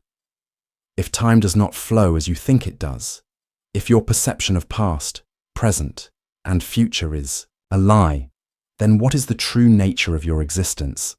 And if time itself is an illusion, does anything you do or will do have any real meaning? The fallacy of continuity. You wake up every morning with a sense of continuity. The events of yesterday flow seamlessly into today, and the actions you take now will, in turn, flow into tomorrow. Your life, you believe, is a continuous narrative, one chapter after another, connected by an unbroken thread. The person you were yesterday is the same person you are today, and the choices you make today will shape the person you will become tomorrow. The story of your life feels coherent, whole, and linear. But what if this continuity, the very sense of your life unfolding in a steady progression, is nothing more than an illusion? What if your experience of time and self is fragmented, disconnected, and ultimately false? The concept of continuity, both of self and time, is at the core of how you understand your existence. You think of yourself as a continuous identity, a thread that weaves through the tapestry of your life. The past informs the present, and the present shapes the future. This sense of continuity is comforting because it gives your life structure, purpose, and meaning. It provides a narrative, a storyline, in which you are the protagonist, actively moving through life with intention and purpose. But what if this narrative is a construct? What if your sense of continuity is a fragile illusion that masks the chaos of existence beneath? Consider for a moment the nature of memory. Your memories are the glue that binds your sense of self, allowing you to feel connected to your past. They serve as the record of who you were, how you've grown, and how you've changed. Without memories, you would have no sense of continuity, no coherent understanding of who you are. But what if your memories themselves are unreliable? What if the very stories you tell yourself about your past are not accurate, but are instead distorted by your brain's need to create a coherent narrative? Research in neuroscience has shown that memory is not a perfect recording device. It is a reconstructive process, where your brain constantly reconfigures and reshapes your recollections based on new experiences, emotions, and even the passage of time. Each time you remember an event, your brain recreates it, often filling in gaps with imagined details and adjusting the narrative to fit your current beliefs or emotions. Memories are not fixed snapshots. They are fluid and malleable. The more you revisit a memory, the more it changes. And with each change, the continuity of your past becomes less reliable. This idea becomes even more unsettling when we consider the phenomenon of false memories. In psychological experiments, researchers have been able to implant entirely fabricated memories in individuals. Participants can be convinced that they experienced events that never occurred, such as being lost in a shopping mall as a child, even though they have no recollection of these events before the experiment. These false memories feel just as real to the participants as their actual memories. In fact, they become so vivid and detailed that the individuals can even recall emotions and physical sensations associated with these fabricated events. If your memories can be so easily altered, then how can you trust your sense of self? How can you be certain that the person you believe yourself to be today is the same person you were yesterday? But this illusion of continuity extends beyond memory. It touches on the very nature of your identity. You believe that you are a single, coherent entity, a person who has existed in the same form for as long as you can remember, with a clear sense of self that persists from one moment to the next. You believe that you are you, an individual, who moves through life, making choices and experiencing the world. But what if the you that you believe yourself to be is no more continuous than your memories? What if your identity is a collection of fragmented, disjointed experiences, stitched together by your mind into the illusion of a stable, continuous self? Consider the phenomenon of dissociation, in which individuals experience a disconnection between their thoughts, feelings, and sense of identity. People with dissociative disorders often report feeling as though they are watching themselves from outside their own bodies, as if they are no longer the person they were just moments ago. This disconnection can be so profound that individuals may have no memory of actions they took or events they participated in. This suggests that the sense of continuity, the feeling that you are the same person from one moment to the next, may be a fragile and unreliable construct. Your sense of self may not be as continuous as you believe it to be. It may be a series of disconnected, fleeting moments, stitched together by your mind to create the illusion of a consistent identity. This disconnection between your self-concept and your actual experience of self becomes even more pronounced when we consider the brain's role in constructing identity. Your sense of I, the core of your identity, is not a singular fixed entity. It is the result of complex neural processes constantly in flux. Your brain constructs your sense of self by integrating information from your senses, memories, and experiences. But this integration is not seamless. It is constantly shifting, responding to new information, new experiences, and new circumstances. Your brain is a fluid, dynamic system, and the self it constructs is just as fluid and dynamic. The person you believe yourself to be today is not the same person you were yesterday, and the person you will be tomorrow will not be the same person you are today. Your sense of continuity is a trick, a psychological illusion that masks the true disjointedness of your experience.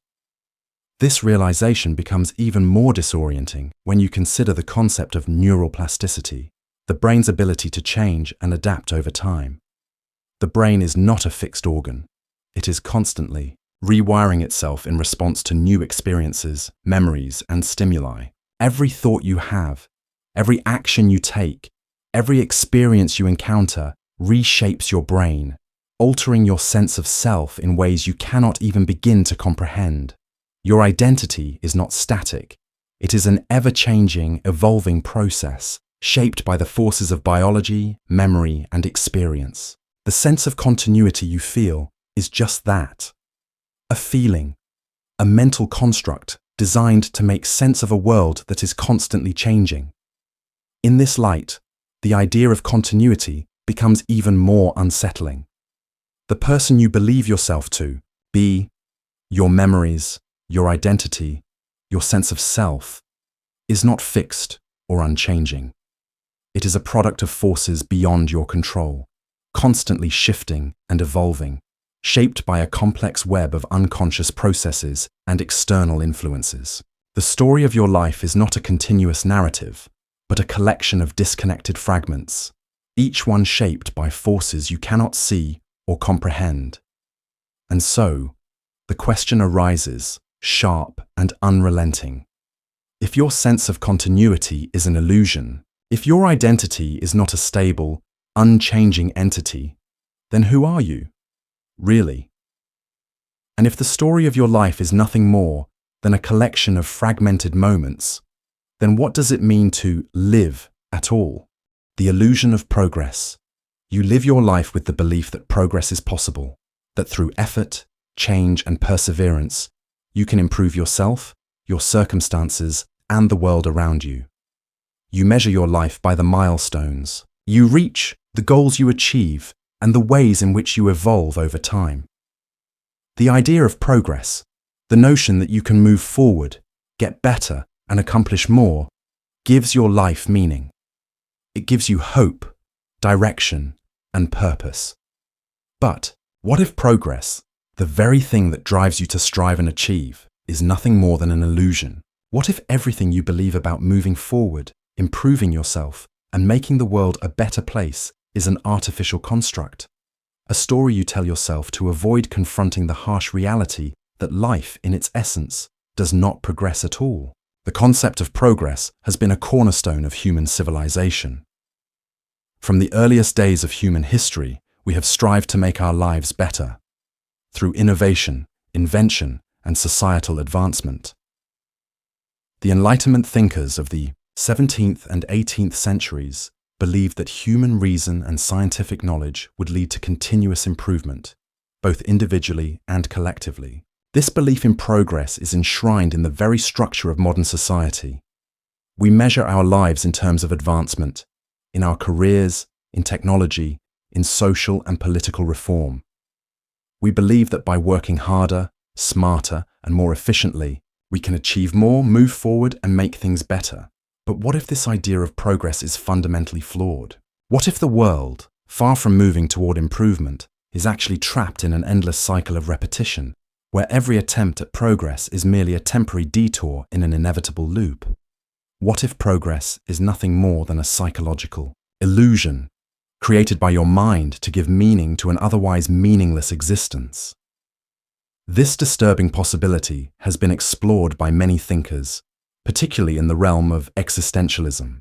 Jean-Paul Sartre, one of the most prominent existentialists, argued that life is not a linear journey of progress, but a series of individual choices and actions that ultimately lead to nowhere.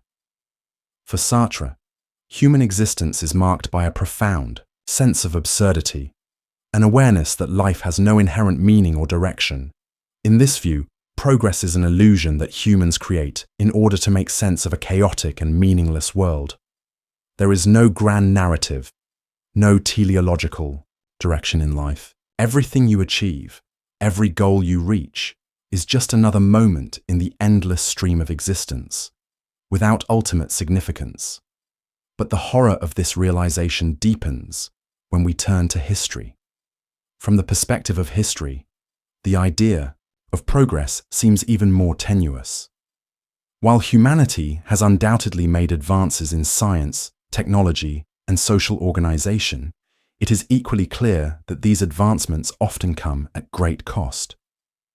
The technological marvels of the modern age, medicine, communication, transportation, are shadowed by the dark realities of war, environmental degradation, and social inequality. The more we advance in one area, the more we often regress in another.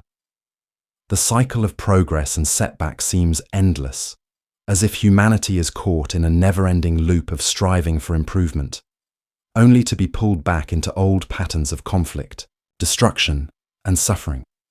Take the example of technological progress. The invention of the atomic bomb, one of humanity's greatest scientific achievements, has also brought the spectre of global annihilation. The rise of the digital age, with its promise of global communication and interconnectedness, has also led to unprecedented levels of surveillance, data privacy violations, and a fragmentation of society. For every step forward, there seems to be a corresponding step backward. The idea of linear, uninterrupted progress becomes increasingly difficult to defend. It seems that progress is always tempered by its darker counterpart, suggesting that we are trapped in a cycle of improvement and decay with no clear endpoint. Even on a personal level, you may begin to question the very notion of progress. You strive for success, for happiness, for fulfillment, but with each achievement, you find yourself faced with a new set of challenges, new obstacles to overcome. No matter how much you accomplish, you are never truly satisfied. Your goals shift, evolve, and multiply, but the sense of fulfillment always slips further away.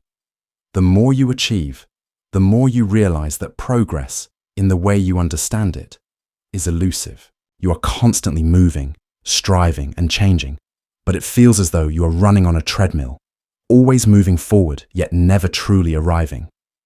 This feeling is not limited to the personal sphere. As a society, we are constantly told that progress is inevitable, that humanity will continue to evolve, to grow, to create a better future. But what if this idea of progress is nothing more than a comforting myth? What if the world does not progress at all, but is instead locked in an endless cycle of repetition, where the same patterns of conflict, suffering, and strife play out again and again, across time and space? The notion of progress relies on the belief that we are moving towards something, a better future, a more enlightened society, a more advanced civilization. But what if, in reality, we are simply going around in circles, perpetually striving for something we will never attain? The history of civilizations provides a grim illustration of this possibility. Empires rise, flourish, and eventually collapse. Civilizations build, create, and innovate, only to fall into decline, often due to the same forces that once propelled them forward.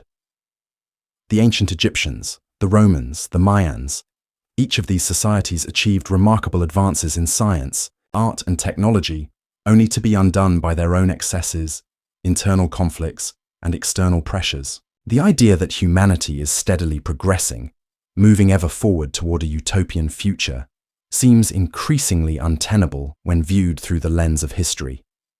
The concept of the end of history, proposed by political philosopher Francis Fukuyama in the early 1990s, offers another unsettling perspective on progress. Fukuyama argued that with the end of the Cold War and the triumph of liberal democracy, humanity had reached the end of history, the final stage of political and social evolution. But history has not ended. The world continues to be plagued by war, inequality, and political unrest, suggesting that the idea of linear, unbroken progress is fundamentally flawed. The more you consider it, the more disturbing the realization becomes. Progress, whether on a personal or societal level, may be nothing more than a cyclical illusion. We strive for improvement, we work for change, but we are constantly pulled back into the same patterns, the same struggles. The promise of progress is a comforting story we tell ourselves to make sense of the chaos and uncertainty of existence. But when you look closely, it begins to unravel. The future you have been promised, the better world you hope for, may never come. It is a mirage, a fleeting image that disappears as you approach it. And so, the question emerges. If progress is an illusion, if everything we strive for is merely a cycle of repetition, then what is the point of striving at all? What is the purpose of change, of growth, if it leads only to more of the same? The weight of legacy. You strive to make your mark on the world, to leave behind a legacy, a name, an achievement, a contribution that will endure long after you are gone. The desire for legacy is deeply ingrained in you, an instinctive drive to ensure that your life has meaning, that you will be remembered, that your existence matters in the grand sweep of history. You work tirelessly to build something lasting, to create a legacy that will survive the ravages of time and decay. But what if this desire for legacy, this need to be remembered, is nothing more than a desperate, futile grasp at immortality? What if the legacy you hope to leave behind is doomed to fade into obscurity, lost to time, just like countless others before you? The concept of legacy has been central to human ambition for millennia.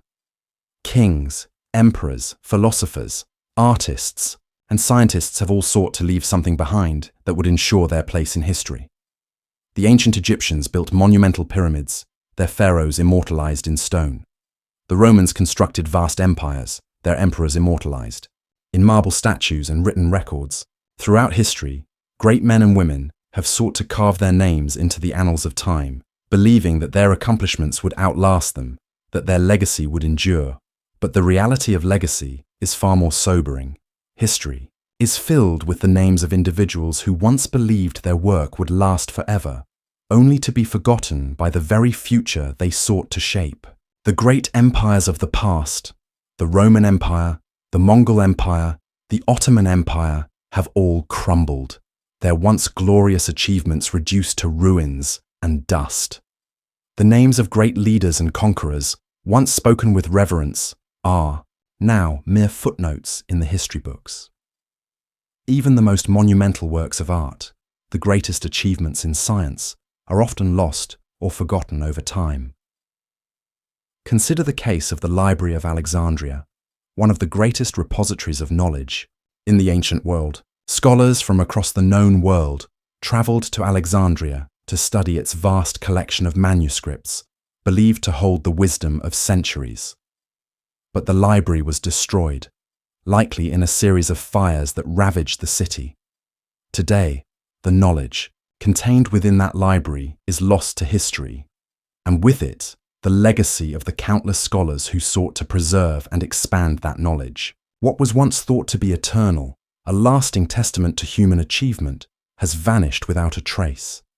Even in more recent times, the desire for legacy continues to drive people to create and build. Yet the outcome is often just as fleeting. Great artists, such as Vincent van Gogh, lived in relative obscurity during their lifetimes, only to be remembered long after their deaths. Similarly, brilliant scientists like Gregor Mendel, who pioneered the study of genetics, were largely forgotten until the world rediscovered their work decades after their deaths. In both cases, the desire for recognition and legacy was not realized during their lifetimes, and their names were relegated to obscurity. The notion of legacy, it seems, is as fickle as time itself. The reality of legacy is even more unsettling when you consider the vastness of time. Your life is a mere blip in the grand timeline of history, just a brief moment that will soon be swallowed by the infinite flow of time. No matter how great your achievements, no matter how much you contribute to society, the truth remains that everything you do will eventually be forgotten. The civilizations you build, the ideas you create, the institutions you establish, all of it will eventually fade into dust. In 1,000 years, the world may be so radically different that your name will be nothing more than a vague memory. if it is remembered at all. The existential weight of this realization is crushing. You work tirelessly to create something meaningful, to ensure that your life has purpose, that your legacy will endure. But in the end, everything you have built will be lost, reduced to nothing. The legacy you seek is a fragile, fleeting construct, an attempt to impose meaning on a world that does not care about your existence. The grand projects of your life, the goals you pursue, the dreams you chase, they are all transient. The desire to leave behind a legacy is, in a sense, a reflection of the fear of oblivion, the fear of being forgotten, of your life having no lasting impact. This realization leads to a profound question. If your legacy is destined to fade, if your accomplishments will eventually be forgotten, then what is the purpose of striving at all? What is the meaning of your actions, your choices, your work, if they are ultimately insignificant in the face of time's inexorable march? If the weight of your legacy cannot overcome the relentless forces of entropy and decay, then what is the value of your efforts? Can anything you do truly matter in the grand scheme of things?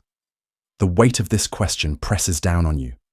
If legacy is just a fleeting illusion, a temporary attempt to stave off the inevitability of death and obscurity, then what is the point of living? What is the point of striving, of creating, of building something that will ultimately be erased by the passage of time? And if the legacy you seek is a construct, a desperate attempt to make your life feel meaningful in the face of an indifferent universe, then can you ever truly achieve immortality? Or are you simply running in circles, chasing a ghost that will always slip away? And so, the question remains, if the legacy you build is ultimately doomed to fade, if everything you do will eventually be forgotten, then what does it mean to live a life worth living? The silence beyond. Death, you live your life with the certainty that death is a distant, abstract event. Something that will happen at the end of your journey, when the story you've crafted finally comes to its inevitable conclusion. You cling to the belief that your life, your thoughts, your actions, and your relationships will continue to matter after you're gone, whether through legacy, memory, or some form of transcendence. But what if the reality of death is far darker, more final than you could ever imagine? What if death is not an ending, but a complete and utter cessation? A silence so profound that everything you are, everything you've been, will vanish into oblivion, never to be remembered, never to be experienced again. The fear of death is one of the most deeply ingrained aspects of the human condition. It shapes everything you do, the choices you make, the way you live your life, and the way you seek to escape the inevitable. You construct elaborate belief systems, religions, and philosophies to give meaning to death, to convince yourself that there is something beyond the grave, some form of existence that transcends your physical body. You tell yourself that your soul will live on, that you will be reunited with loved ones, that your consciousness will continue in some form after death. But what if none of this is true? What if death is simply the end, an eternal nothingness that swallows you whole, leaving behind no trace of your existence? This is the question that has haunted philosophers, theologians, and scientists for centuries. The existential dread that comes with the awareness of your own mortality is inescapable. You know deep down that one day you will die. You know that the time you have in this world is limited, and that your life is finite. Yet you live as though death is something distant, something that will happen when you are old, when you've had the chance to accomplish everything you want to accomplish. But the reality is far more frightening than that. You may not get the chance to finish your story. Death can come at any time, without warning, without mercy. Consider the scientific understanding of death. When the body dies, all of the systems that sustain life cease to function. The heart stops beating, the brain activity fades, and the body begins to decompose. There is no scientific evidence to suggest that consciousness survives this process. No evidence that there is any form of existence beyond the physical death of the body. In fact, Everything you know about consciousness suggests that it is intimately tied to the functioning of the brain. When the brain shuts down, so too does consciousness. This is the cold, hard reality of death.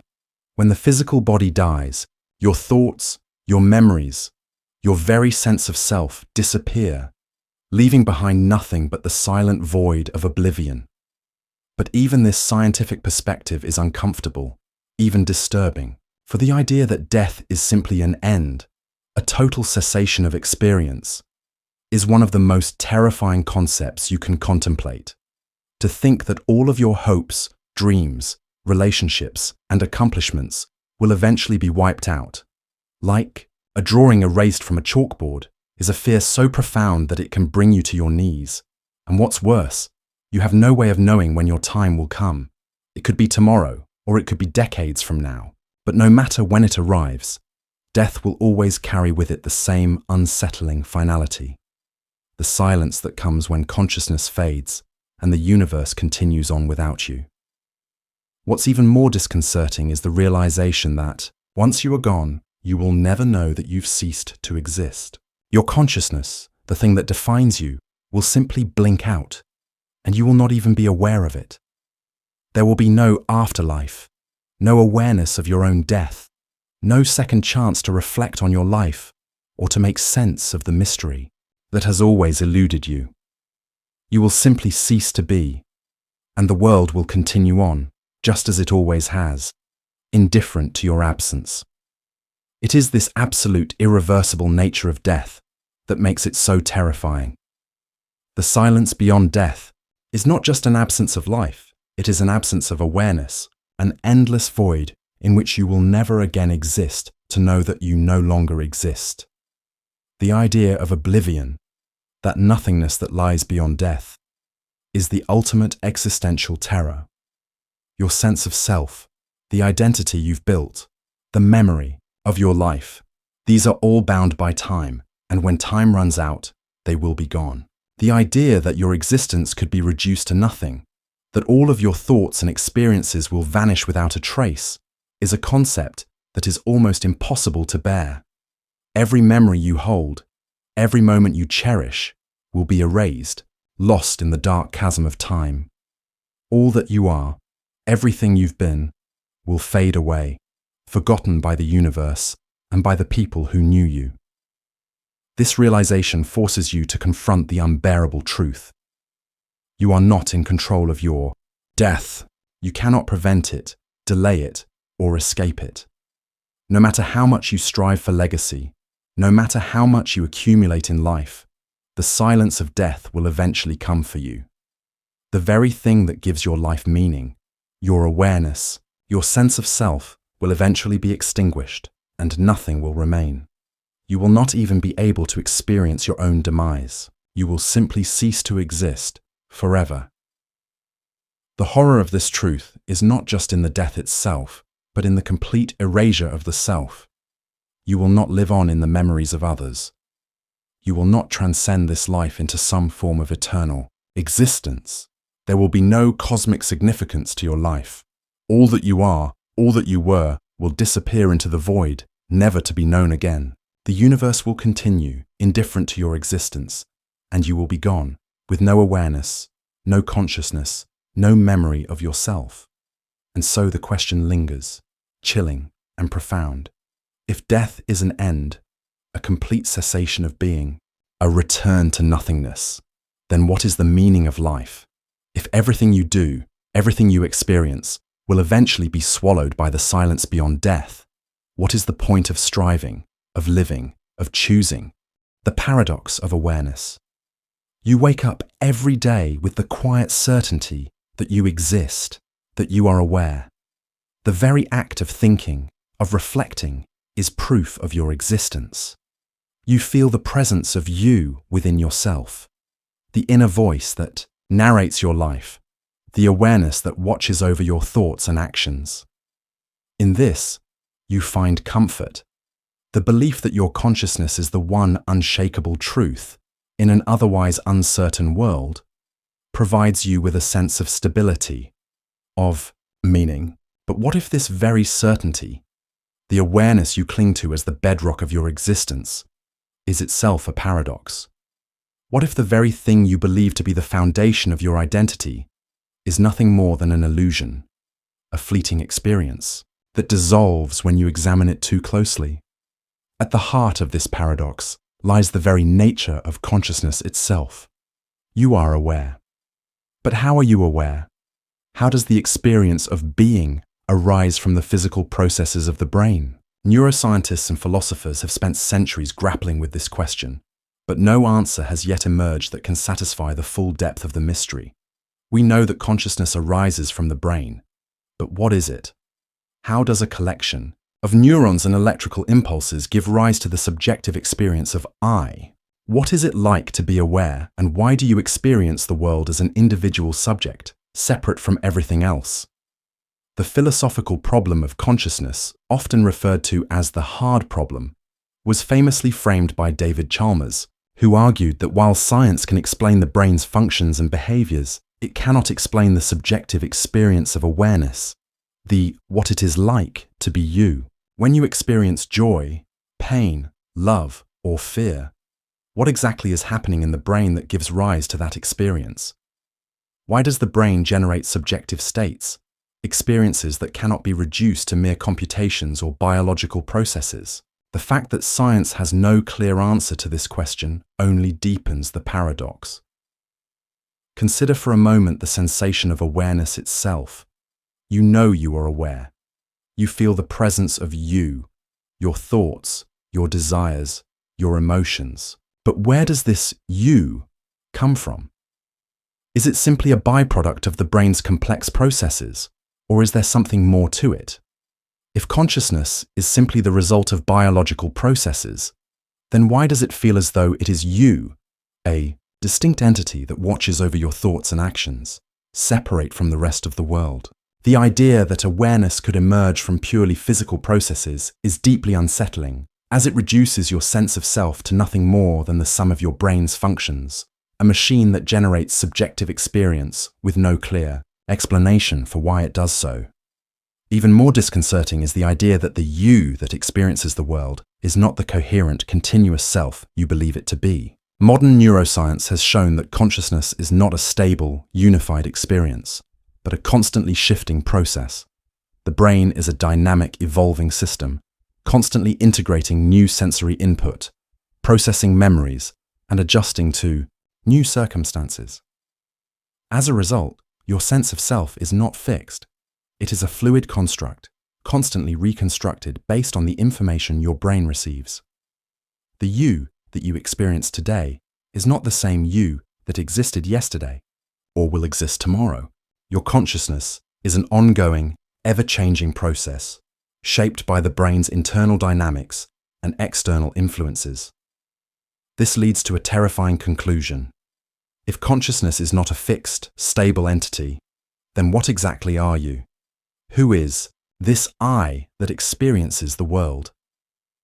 The more you try to define it, the more elusive it becomes.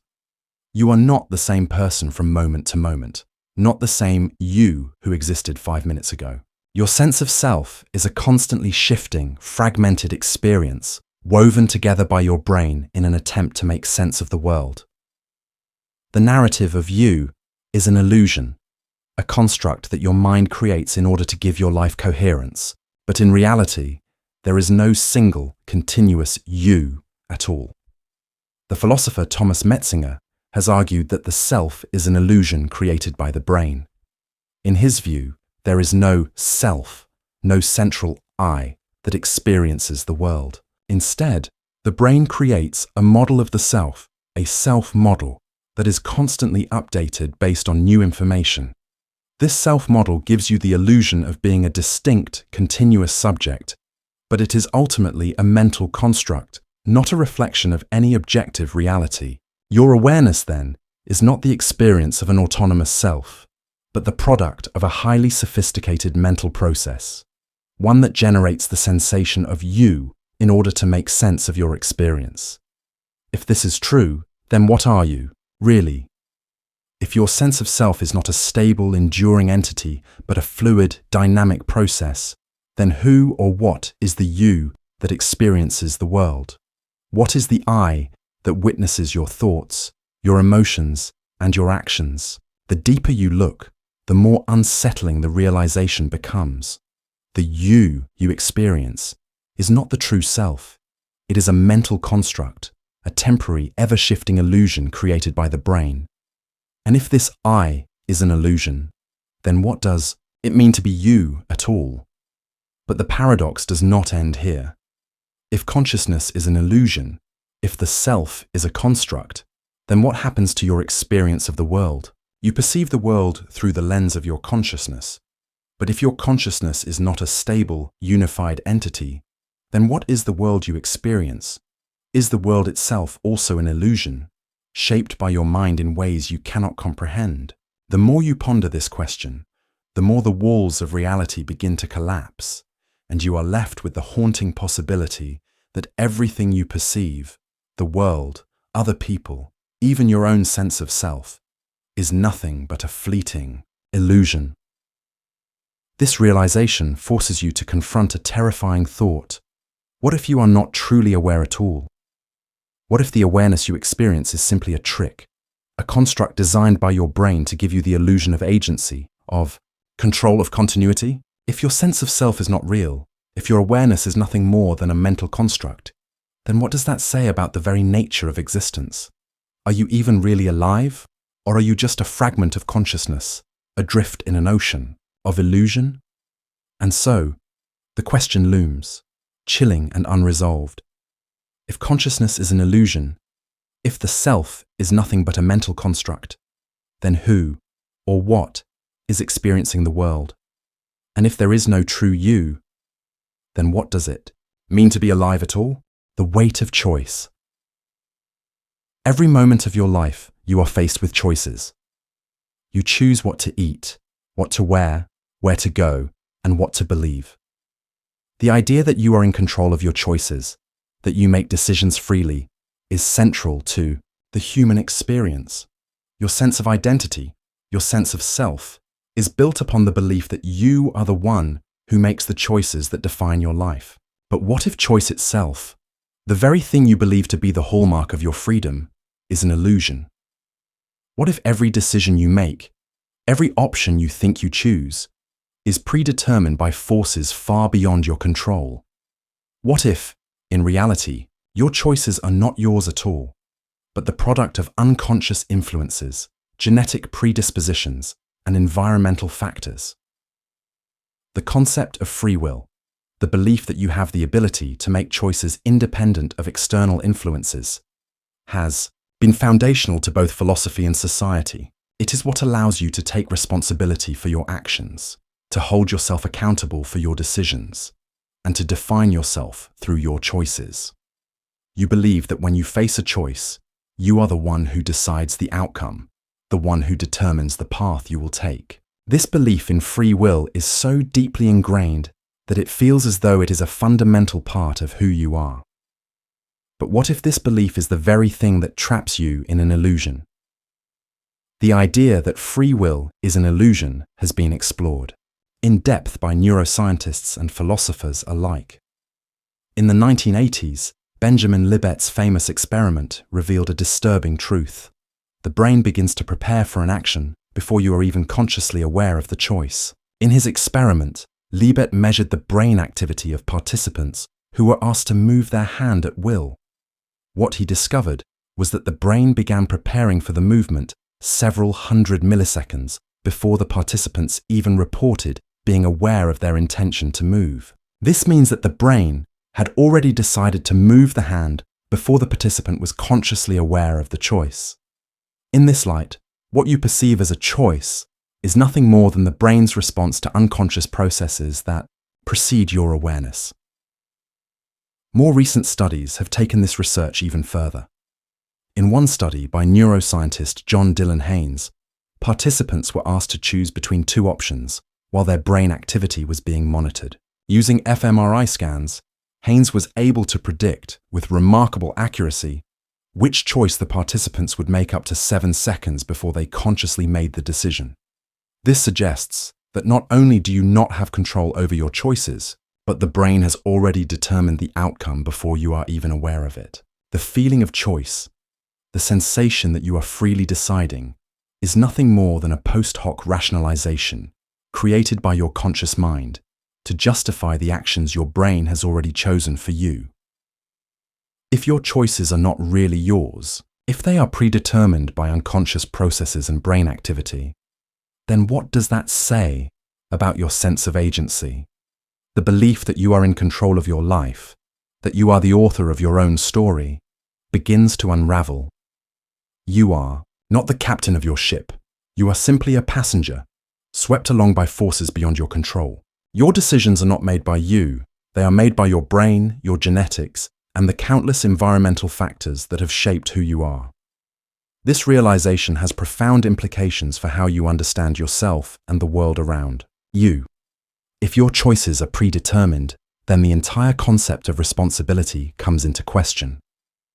How can you be held accountable for your actions if those actions were not really your choice? If every decision you make is the result of factors beyond your awareness or control, then how can society justify punishing or rewarding you for the choices you make?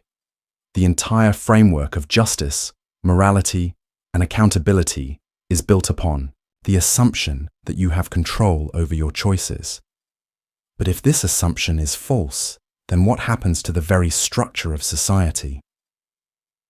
The philosophical implications of this realization are just as disturbing. The concept of free will has been central to many philosophical traditions, particularly in the realm of ethics and existentialism. If free will is an illusion, then what does that say about the nature of morality itself? How can you be morally responsible for your actions if you did not truly choose them? Philosophers such as Sam Harris argue that moral responsibility is a fiction created by society, a way to maintain order and control. But if morality is simply a social construct, then what is the basis for your sense of right and wrong?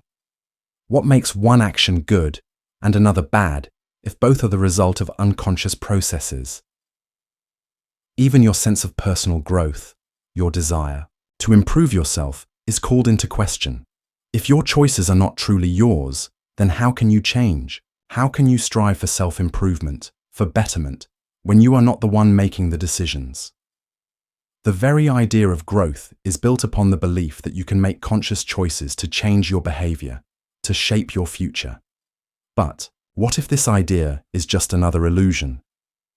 One more story your mind tells you to make sense of a world in which you are not truly in control. And then there is the existential weight of this realization. You are not free. You are not the one making the choices that define your life. The illusion of choice is a comforting lie, a defense mechanism created by your brain to make you feel as though you have agency in a world that is indifferent to your existence. Your life is not a story you are writing. It is a story your brain is telling for you with no true author. So, as you stare into this abyss, a chilling truth emerges. If you do not truly have control over your choices, then what is the point of making them? If everything you decide is predetermined by forces beyond your control, then how can you claim ownership over your actions? How can you justify the pursuit of meaning or fulfillment in a world where you are not free to choose your path? And so, the question hangs, unresolved and unanswerable. If your choices are not yours to make, if your life is governed by forces you cannot control, then what does it mean to live at all? The absurdity of existence. You move through life guided by the belief that there is some inherent meaning or purpose to it all, that your existence, your actions, and your experiences are part of a larger, coherent narrative. You seek purpose in your relationships, in your work, in your pursuits. You tell yourself that your life has meaning, that it matters in the grand scheme of things. But what if, in the end, everything you do, everything you strive for, is ultimately meaningless? What if existence itself has no inherent purpose, no grand design, and no ultimate goal? What if the universe is indifferent to your struggles, your dreams, and your desires, and you are simply a fleeting moment in an incomprehensibly vast and uncaring cosmos? The question of meaning has preoccupied human thought for centuries. Philosophers, theologians, and scientists have all grappled with the fundamental question, why are we here? What is the purpose of life? What is the meaning of existence? For much of human history, the answer to this question was provided by religion, which offered a divine explanation for the origins and purpose of life. In this view, existence is meaningful because it is part of a greater cosmic plan, created by a higher power. But in the modern era, this comforting narrative has begun to unravel. With the rise of science, secularism, and existential philosophy, the notion of an inherent, divine purpose for human life has been called into question. One of the most profound challenges to the idea of meaning comes from existentialism, a philosophical movement that asserts that life has no inherent purpose. The French philosopher Albert Camus famously explored this idea in his essay, The Myth of Sisyphus, where he compares the human condition to the myth of Sisyphus, a king condemned by the gods to roll a boulder up a hill for all eternity, only for it to roll back down every time he nears the top. Camus argues that, like Sisyphus, human beings are condemned to search for meaning in a universe that offers none. We strive for purpose, for answers, for fulfillment, but no matter how hard we try, we are ultimately met with the realization that life has no inherent meaning. This existential confrontation with the absurd, the tension between our desire for meaning and the universe's indifference, forms the core of Camus' philosophy. For Camus, the recognition of life's inherent absurdity does not lead to despair or nihilism, but rather to a kind of rebellion. By acknowledging that life has no ultimate meaning, we are free to create our own meaning, to live authentically, and to embrace the absurdity of existence without seeking solace in false hope. In this sense, Camus sees the absurd as both a curse and a liberation.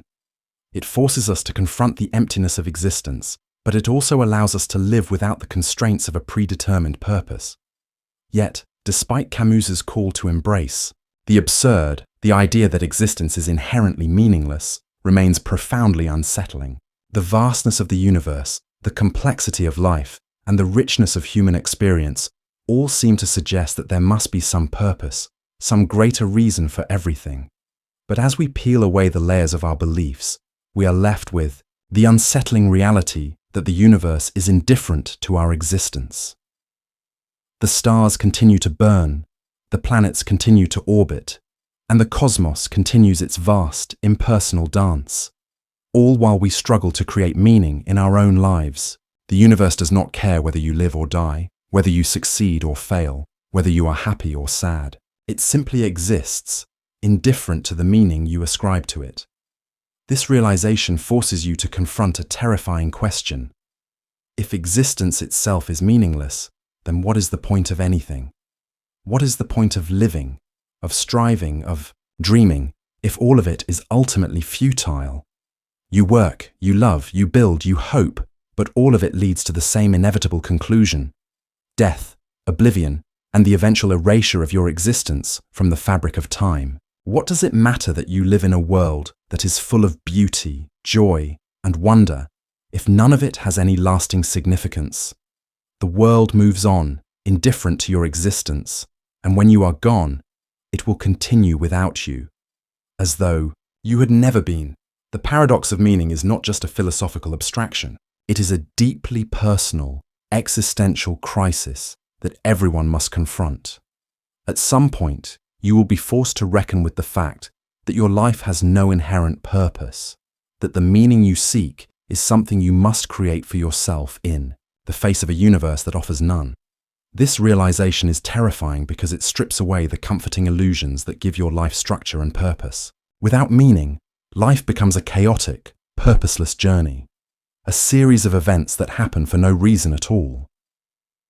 This existential crisis, the realization that life has no inherent purpose, is often described as the existential void, or existential dread.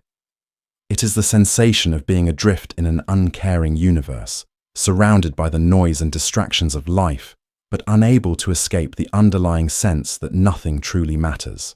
No matter how much you achieve, no matter how much you accumulate, you are left with the same unanswerable question: what is the point of it all? The weight of this realization is crushing. The desire for meaning, for purpose, for significance is a fundamental part of who you are. But what if the search for meaning is itself a futile endeavor, a pointless chase that leads nowhere? What if your life, like the myth of Sisyphus, is a never-ending struggle against the absurd, a struggle that ultimately leads to nothing?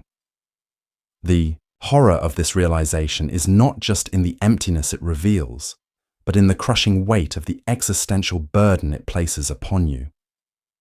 If life has no inherent meaning, then you must create your own meaning. But how do you do that in a world that offers no answers? As you wrestle with this question, one thought lingers, unanswerable and disturbing. If existence itself is absurd, if meaning is a construct you must invent, then what does it mean to live authentically? How can you live a life that is true to yourself when the very foundation of that life, your quest for meaning, has no objective basis? What is the point of striving, of living, of being, in a universe that cares not for your existence? The illusion of control. Overthought. You may believe that your thoughts are your own, that you are the one who determines what you think, how you think, and when you think. After all, it feels as though your mind is a private realm where your conscious self has full authority over the ideas, emotions, and beliefs that arise within it. But what if the very thoughts you hold dear, the ones you believe to be your own, are not really yours at all? What if your thoughts are not the result of your conscious decisions, but are instead shaped and driven by forces far beyond your awareness? What if you are not the master of your own mind, but merely an observer, watching thoughts arise without any true control over them? This disturbing possibility is at the heart of modern cognitive science and neuroscience. Studies have shown that much of what you believe are conscious thoughts, your decisions, your judgments, your beliefs, are actually the result of unconscious processes that happen in your brain before you even become aware of them. The concept of free will is undermined by the realization that your conscious thoughts are often just the tip of the iceberg, with much of the mental processing happening below the surface, beyond your control. Consider the findings of Benjamin Libet's famous experiments, which demonstrated that brain activity associated with a decision occurs before the person becomes consciously aware of that decision. Libet found that when participants decided to move their hands, the brain had already initiated the movement, even before the participants felt the urge to act. This means that the decision to act was not a conscious one, but rather the result of unconscious brain processes that occurred long before the person was aware of them. The conscious mind, far from being the origin of thought and action, is merely the last stage in a process that begins far earlier in the brain. But the implications of this are even more disturbing. Not only are your thoughts not fully under your control, but they may be influenced by unconscious biases, desires, and environmental factors that you are completely unaware of. The very thoughts you think of as uniquely yours, your beliefs, your preferences, your desires, are not formed by you alone. They are shaped by a complex web of genetic, social, and psychological influences that you cannot see and often cannot control. In many cases, these influences are so subtle and pervasive that you are not even aware of them. You may think you are making a decision based on careful reasoning, but in reality, that decision may be influenced by unconscious biases or environmental cues that you have no control over. This phenomenon is known as priming, and it demonstrates just how little control you have over your own thoughts.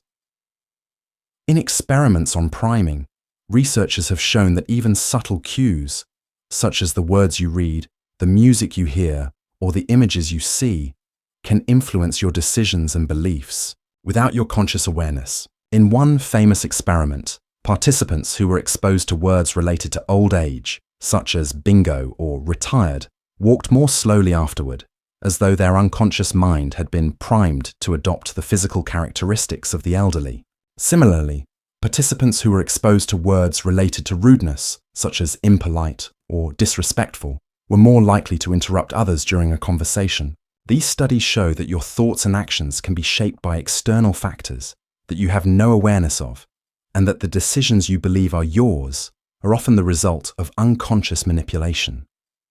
Even more unsettling is the idea that your thoughts may not be your own in a deeper, more fundamental sense. The philosopher Daniel Dennett has argued that the self, the sense of I that experiences the world and makes decisions, is not a stable, unified entity, but rather a construct created by your brain.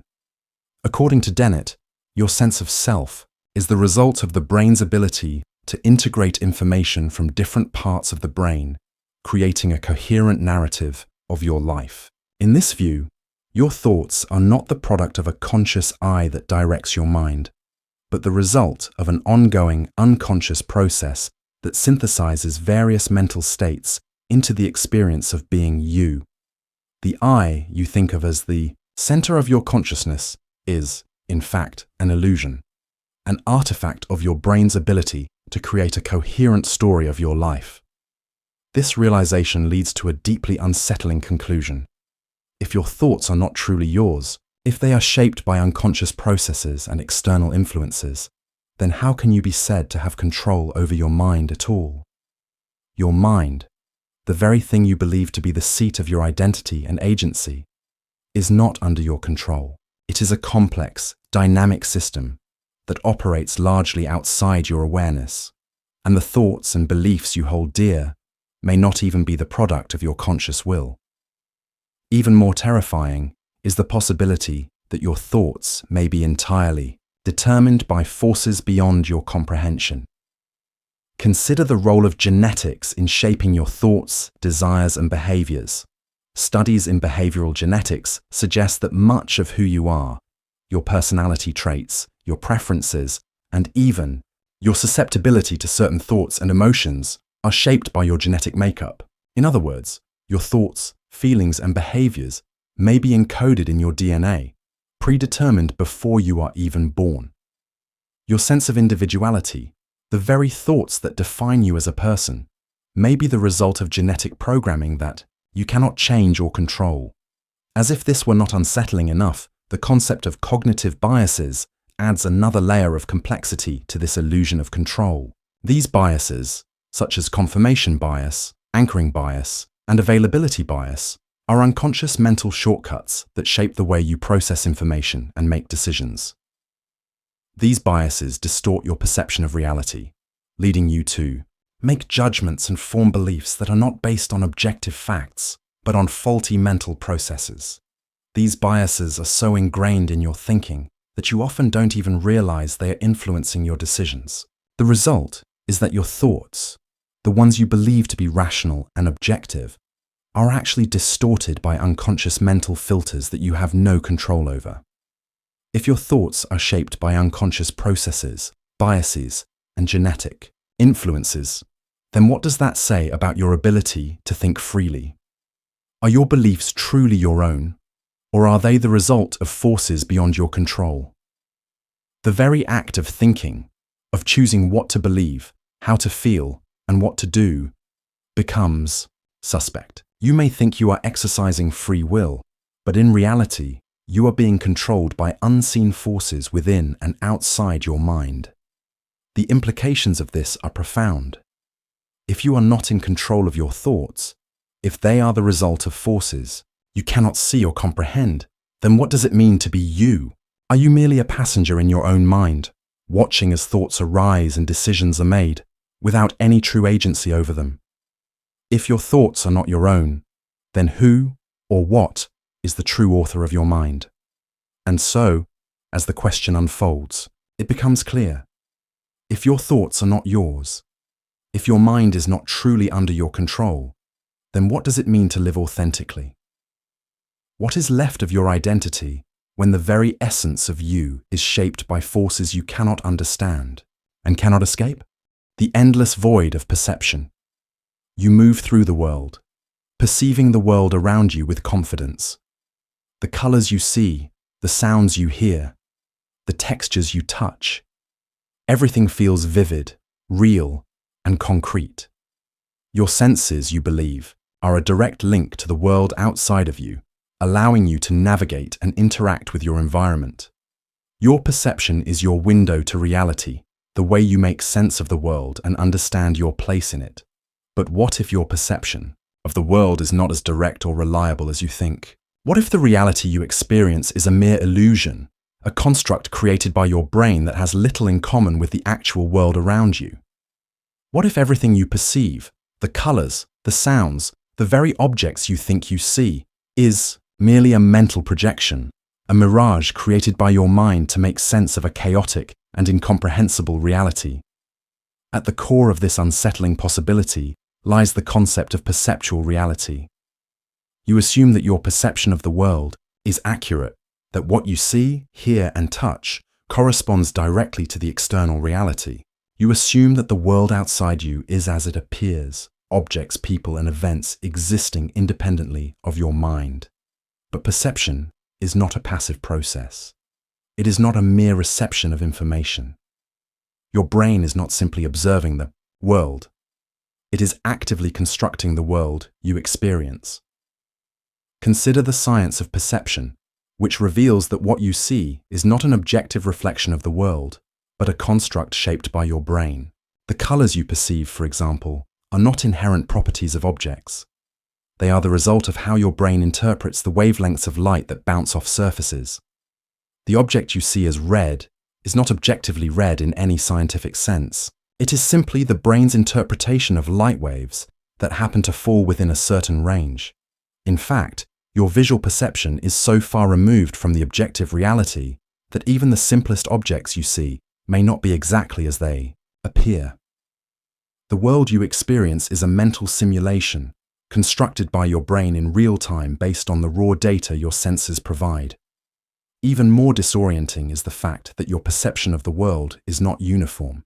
Your brain fills in gaps, makes predictions, and relies on unconscious assumptions to create a coherent picture of reality. For instance, you do not consciously process every single detail of the environment around you. Your brain takes shortcuts, using prior knowledge and context to fill in the blanks. When you look at an object, your brain does not process each individual pixel or sensory detail. Instead, it constructs a mental model based on what it expects to see.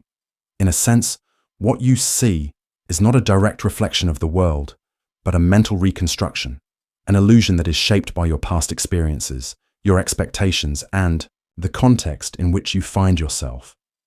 This is made even more unsettling when you consider the phenomenon of visual illusions. Your brain is easily fooled by certain visual cues, leading you to perceive things that are not actually there. For example, the famous Mueller-Lyer illusion, in which two lines of the same length appear to be different lengths due to the addition of arrowheads at their ends, demonstrates how easily your perception can be distorted by context. The lines are exactly the same, yet your brain perceives them as different. In this case, your perception of reality is so unreliable that it can be tricked into seeing something that does not exist. But visual perception is not the only sense that can deceive you. Auditory illusions such as the McGurk effect reveal that your sense of hearing is equally vulnerable to distortion. The McGurk effect occurs when you hear one sound but see a speaker's lips making a different sound. Your brain then fuses the two inputs, leading you to perceive a third sound altogether. This phenomenon highlights how your senses do not work in isolation. They constantly interact and influence each other. Your experience of the world is not an accurate representation of reality, but a complex, multisensory construct. This blurring of perception and reality extends to your experience of the self. You experience yourself as a stable, unified entity, a person who thinks, feels, and acts in a continuous way. But research in neuroscience has shown that your sense of self is similarly constructed by your brain. The brain creates the illusion of a continuous I, stitching together fragmented experiences and sensory inputs into a coherent narrative. This narrative is not a true reflection of who you are, but rather a story that your brain tells itself to make sense of the constant flow of experience. Your sense of being you is not a stable, fixed identity. It is a shifting, ever-evolving process, constantly reconstructed by the brain. What's more, The brain constantly adapts its perception of the world based on past experiences, expectations, and emotional states. This is known as cognitive filtering. If you are feeling anxious, for example, your brain may heighten your awareness of potential threats in the environment, making you perceive danger even when none exists. Your brain adjusts its perceptions based on what it believes to be important, distorting your experience of reality in the process. This means that your perception of the world is not only a constructed narrative, but a narrative shaped by your emotions, biases, and personal history. The world you experience is not objective. It is subjective, molded by the inner workings of your mind. If perception is not a direct window onto reality, but a mental construct shaped by the brain's filtering processes, then what does that say about your experience of the world? What if everything you see, hear, and touch is not real in the way you think it is? What if the world you experience is not a reflection of the external world, but a creation of your brain, shaped by your senses, your expectations, and your subconscious? If this is true, then you are living in a world that is not truly out there, but in here, in your mind, constantly filtered and reconstructed to fit the patterns that your brain expects. This realization leads to a profoundly disorienting conclusion. You cannot trust your perception of reality. The world you experience is not the world as it truly is, but a distorted, filtered, and subjective version of it. Your mind creates a reality for you to experience, but that reality is shaped by countless factors, many of which you are not even aware of. The world may seem solid, stable, and predictable, but beneath the surface, it is fluid, shifting, and constructed in ways you cannot fully comprehend. And so, the question arises, unsettling and unavoidable. If the reality you perceive is not real, if your senses are constantly distorting and reconstructing your experience, then what is the true nature of the world you live in? And if you cannot trust your perception, what can you trust at all? The fragility of consciousness. You experience the world with the certainty that you are conscious, that you are aware of yourself, your thoughts, and your environment. This awareness, this sense of I, is the essence of what it means to be alive, to be human. It is what separates you from the inanimate world, what gives your existence meaning. The very idea that you are aware of your own consciousness, that you can reflect on your thoughts, emotions, and actions, is what anchors you in the world. But what if this very consciousness, the thing that you cling to as the cornerstone of your identity, is far more fragile, far more vulnerable than you realize? What if consciousness itself, the thing that defines your reality, is not a stable, unchanging entity, but a delicate process that can be easily disrupted, shattered, or lost altogether? The fragility of consciousness is not a new idea, but it is one that becomes increasingly unsettling the more you reflect on it. While consciousness is the defining feature of human existence, it is also one of the most mysterious and least understood aspects of the mind. Modern neuroscience has made remarkable strides in understanding the brain and its functions, yet consciousness itself remains elusive. Despite years of research, scientists still cannot explain how a collection of neurons and electrical impulses can give rise to the subjective experience of being, the what it is like to be you. Consciousness, it seems, is a mystery that defies explanation, a process so complex and delicate that even the slightest disruption can cause it to vanish. Consider the phenomena of altered states of consciousness.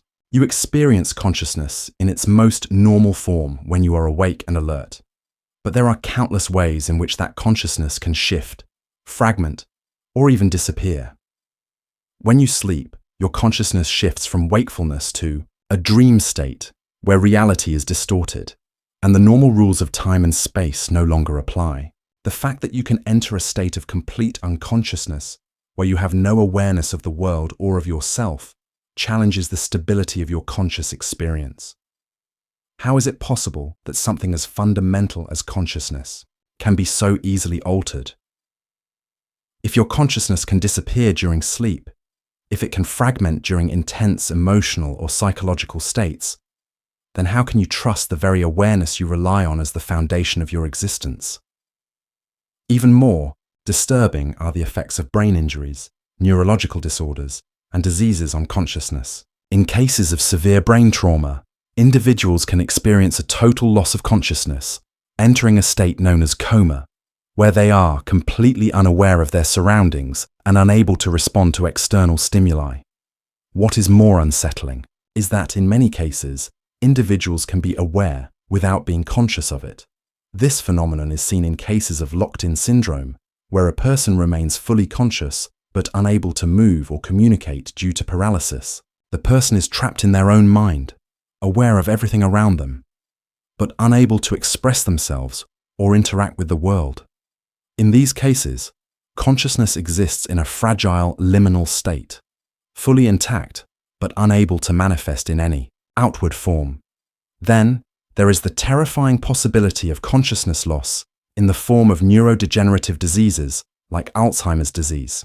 This disease slowly erodes the brain's ability to form memories, to process information, and to maintain a sense of self. As the disease progresses, individuals lose their sense of who they are, their connection to their past, and their ability to navigate the world around them.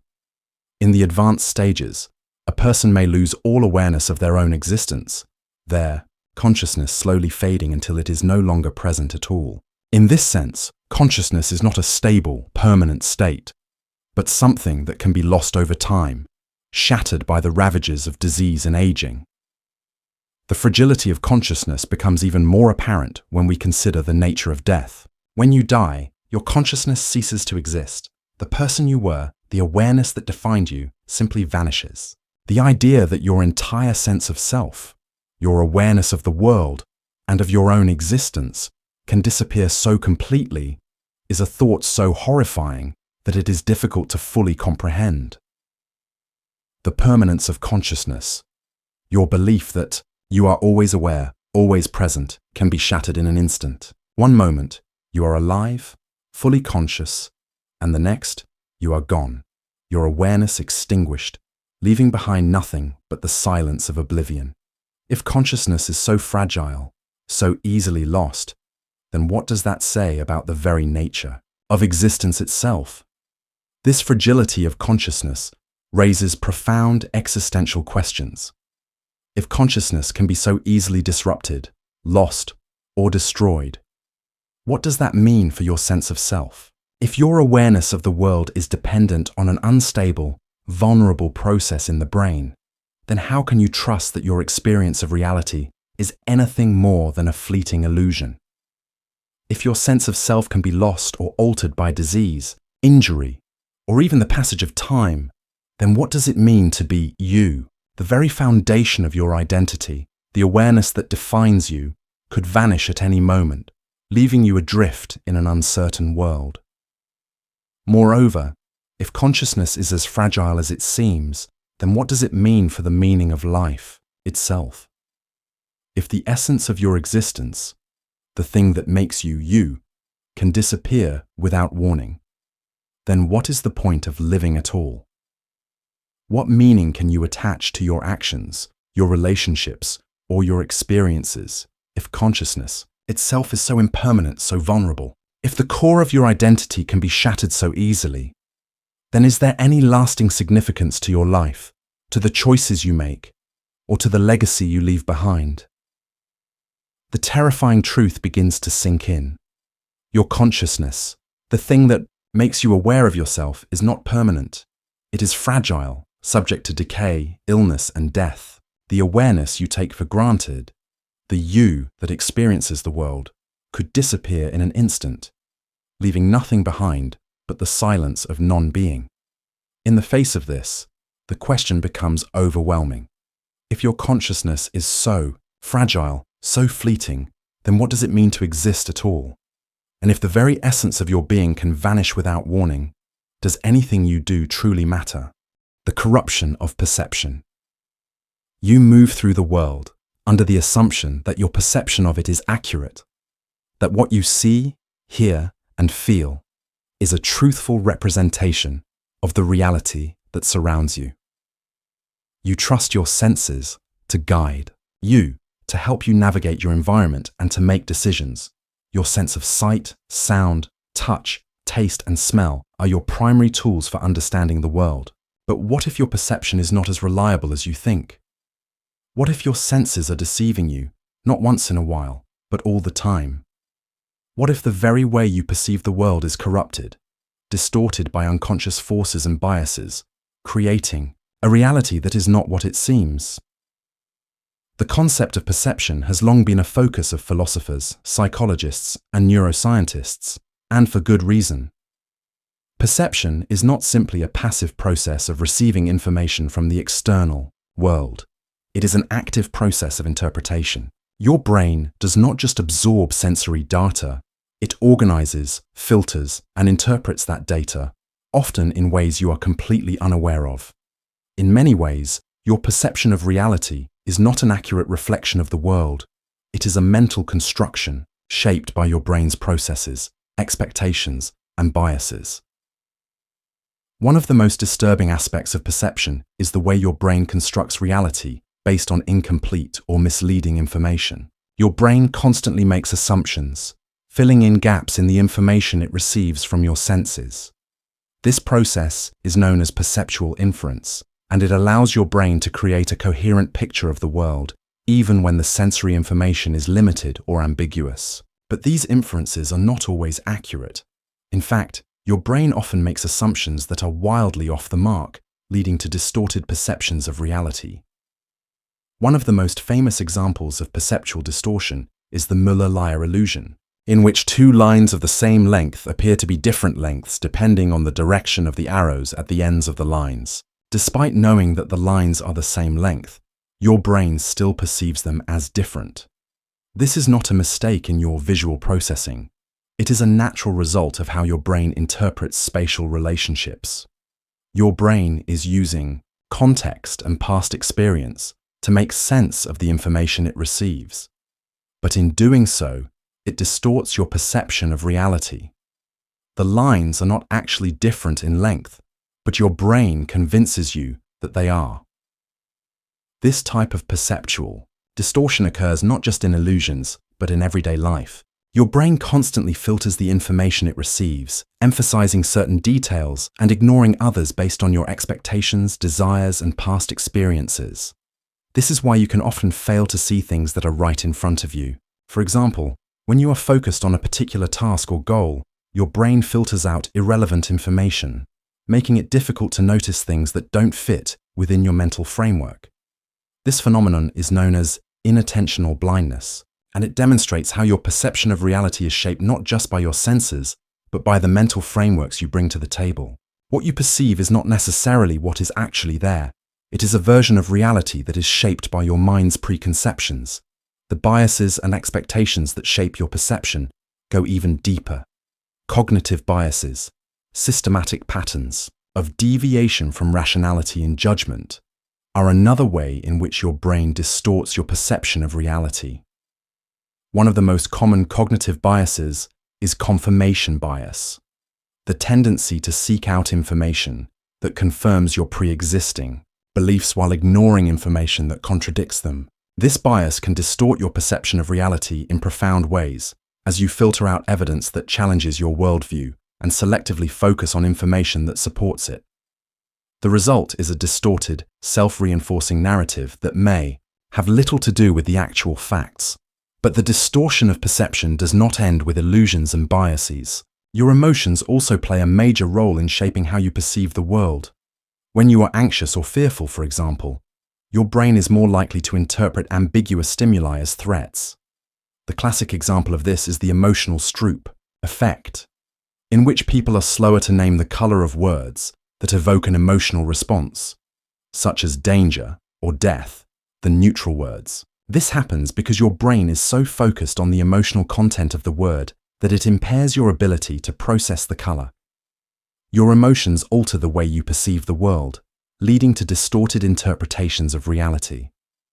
When you are happy, you may perceive the world as a brighter, more positive place. When you are sad, everything may seem bleak and uninviting. Your perception of the world is heavily influenced by your emotional state, meaning that what you see and feel may have little to do with the objective reality around you. Even more disturbing is the way in which your brain's constant need for coherence and meaning can lead to perceptual errors that shape how you understand the world. This is seen in the phenomenon of pareidolia, where your brain interprets random patterns or shapes as meaningful objects, such as seeing faces in clouds, rocks, or even abstract images. Your brain is wired to detect patterns, to find meaning in the chaos of the world, but in doing so, it often creates false perceptions.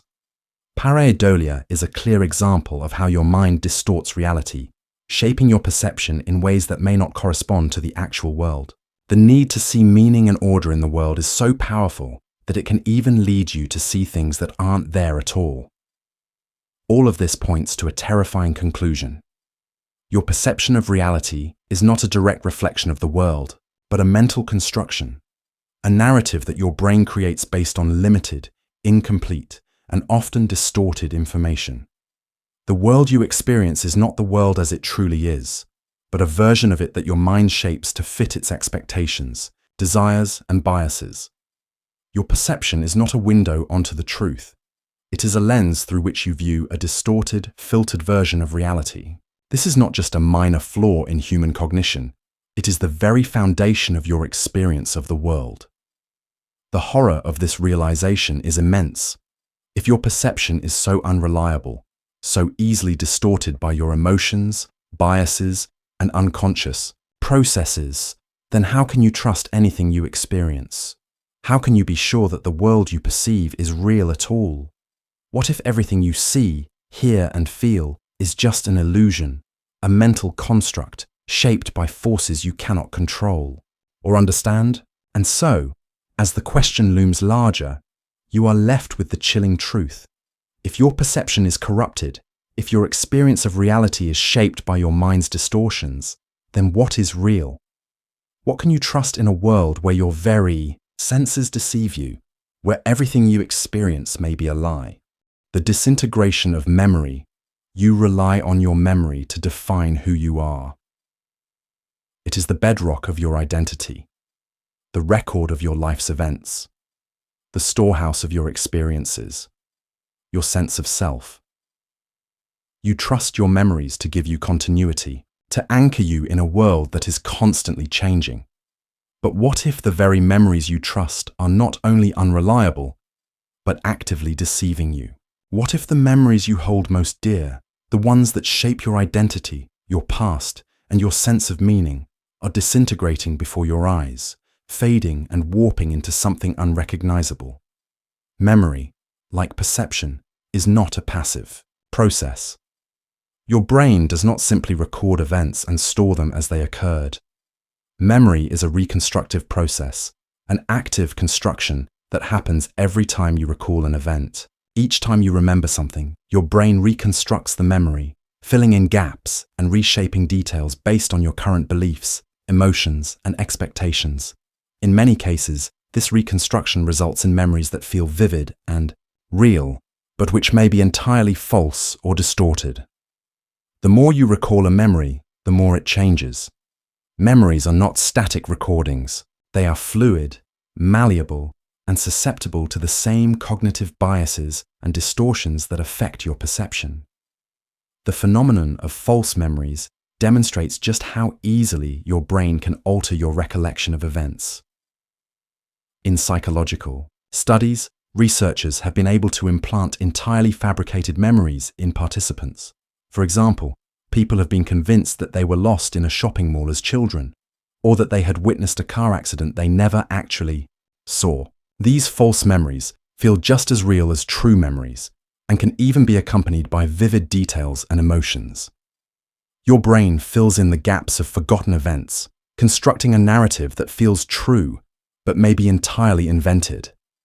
What you remember may have little, if any, connection to what actually happened. This process of memory construction is not an isolated phenomenon. It happens constantly, distorting your perception of the past and altering the foundation of your identity. But false memories are not the only way in which memory can betray you. The passage of time itself erodes your memories. As you grow older, you may find that your recollections of past events become increasingly fragmented or unclear. Details that once seemed vivid fade away, leaving only vague impressions. The more time passes, the more memories disintegrate, becoming distorted or lost altogether. What you once considered to be clear recollections of your past are often little more than reconstructed narratives, shaped by the passage of time and the emotional filters of the present. Even your most cherished memories, the ones you believe, define who you are subject to this process of disintegration. Imagine recalling a moment from your childhood, a happy memory that feels vivid and real. You can picture the scene clearly, the colors, the sounds, the emotions. But as you reflect on it, you realize that the details begin to blur, that certain aspects of the memory don't quite line up. Perhaps you remember a conversation with a loved one, but the words you recall seem strangely out of place. Or you realize that an event you were sure happened in a particular sequence now seems to have occurred in a different order. Over time, these small discrepancies accumulate, and the memory you once relied on as a touchstone of your past is no longer accurate. The process of memory decay is insidious. It gradually chips away at the coherence of your past, leaving behind fragments that are no longer reliable or trustworthy. This erosion of memory is not just a natural consequence of aging, it is also influenced by the way your brain interacts with external stimuli. In today's world, with constant access to information and an overwhelming influx of sensory input, your brain is forced to filter out much of what it receives.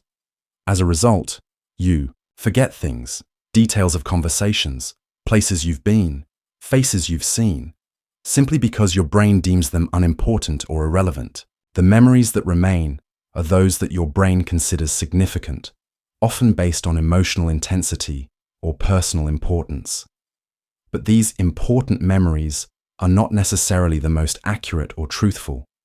They are the ones that have been preserved through emotional significance, and they may have been altered or exaggerated over time.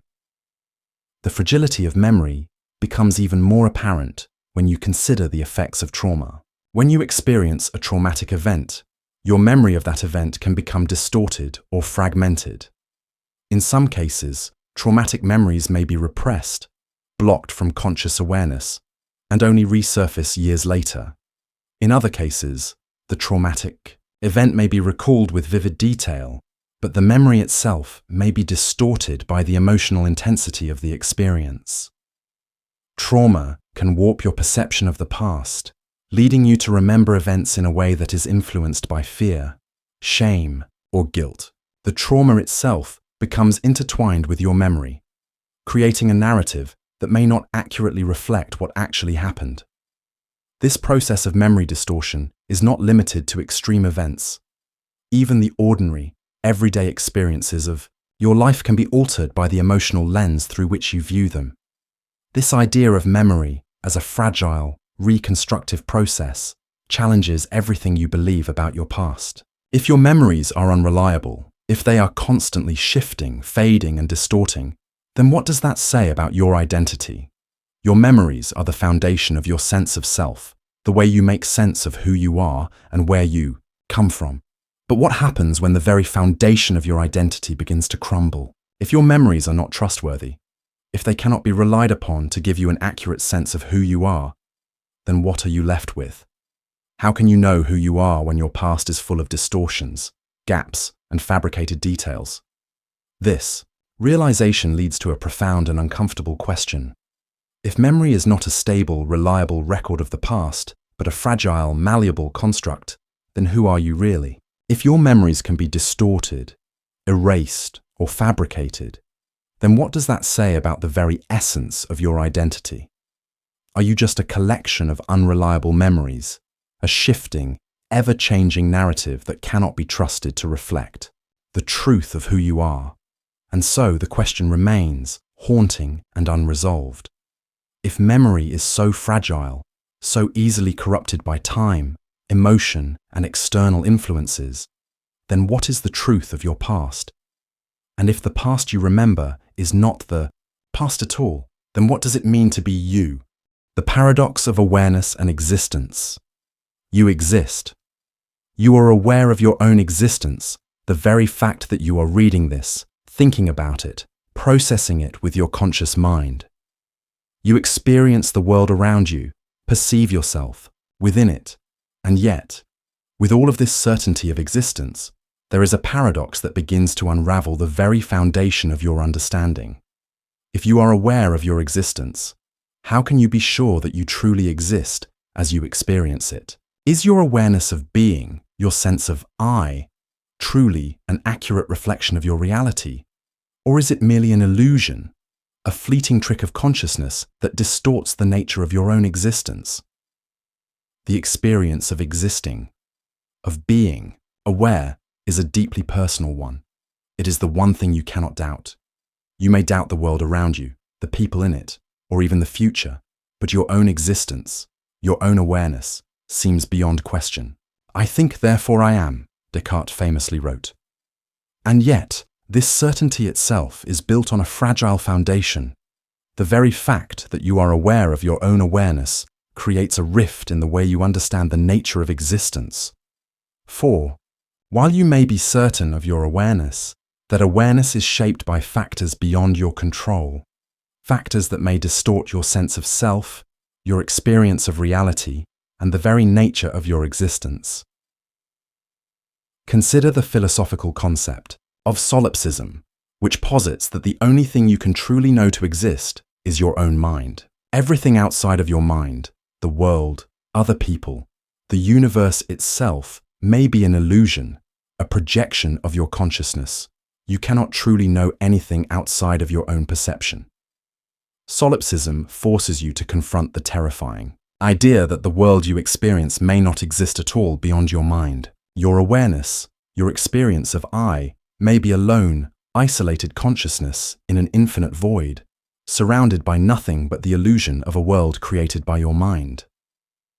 Even if you reject solipsism, there is still the question of how much you can truly know about your own existence. While you are aware of your thoughts, your emotions, and your perceptions, how can you be sure that your experience of these things is an accurate reflection of your true self? The brain, in all its complexity, creates your awareness of self, of I. But how much of that awareness is shaped by unconscious processes, biases, and outside influences? Your sense of self is not a singular, fixed entity. It is a dynamic, evolving construct, shaped by your experiences, your environment, and your interactions with others. The you that you perceive is not an objective reality, but a narrative that your brain constructs, piecing together fragments of experience into a coherent story.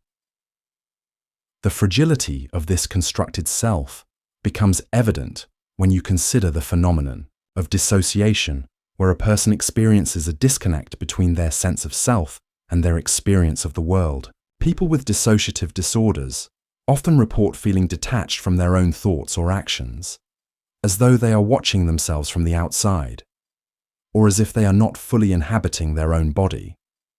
This fragmentation of consciousness raises profound questions about the true nature of self-awareness. If the self is so fragile, so easily fractured, then how can you trust the very awareness that defines your existence? Moreover, the idea of a consistent, unified self begins to unravel when you examine the role of memory in shaping your identity. Your memory is what connects your present self with your past, creating the illusion of a continuous, stable identity. But memory, as we have seen, is far from reliable. It is reconstructed, distorted, and often fabricated. You may remember events in ways that are completely inaccurate, shaped by biases, emotions, and unconscious processes.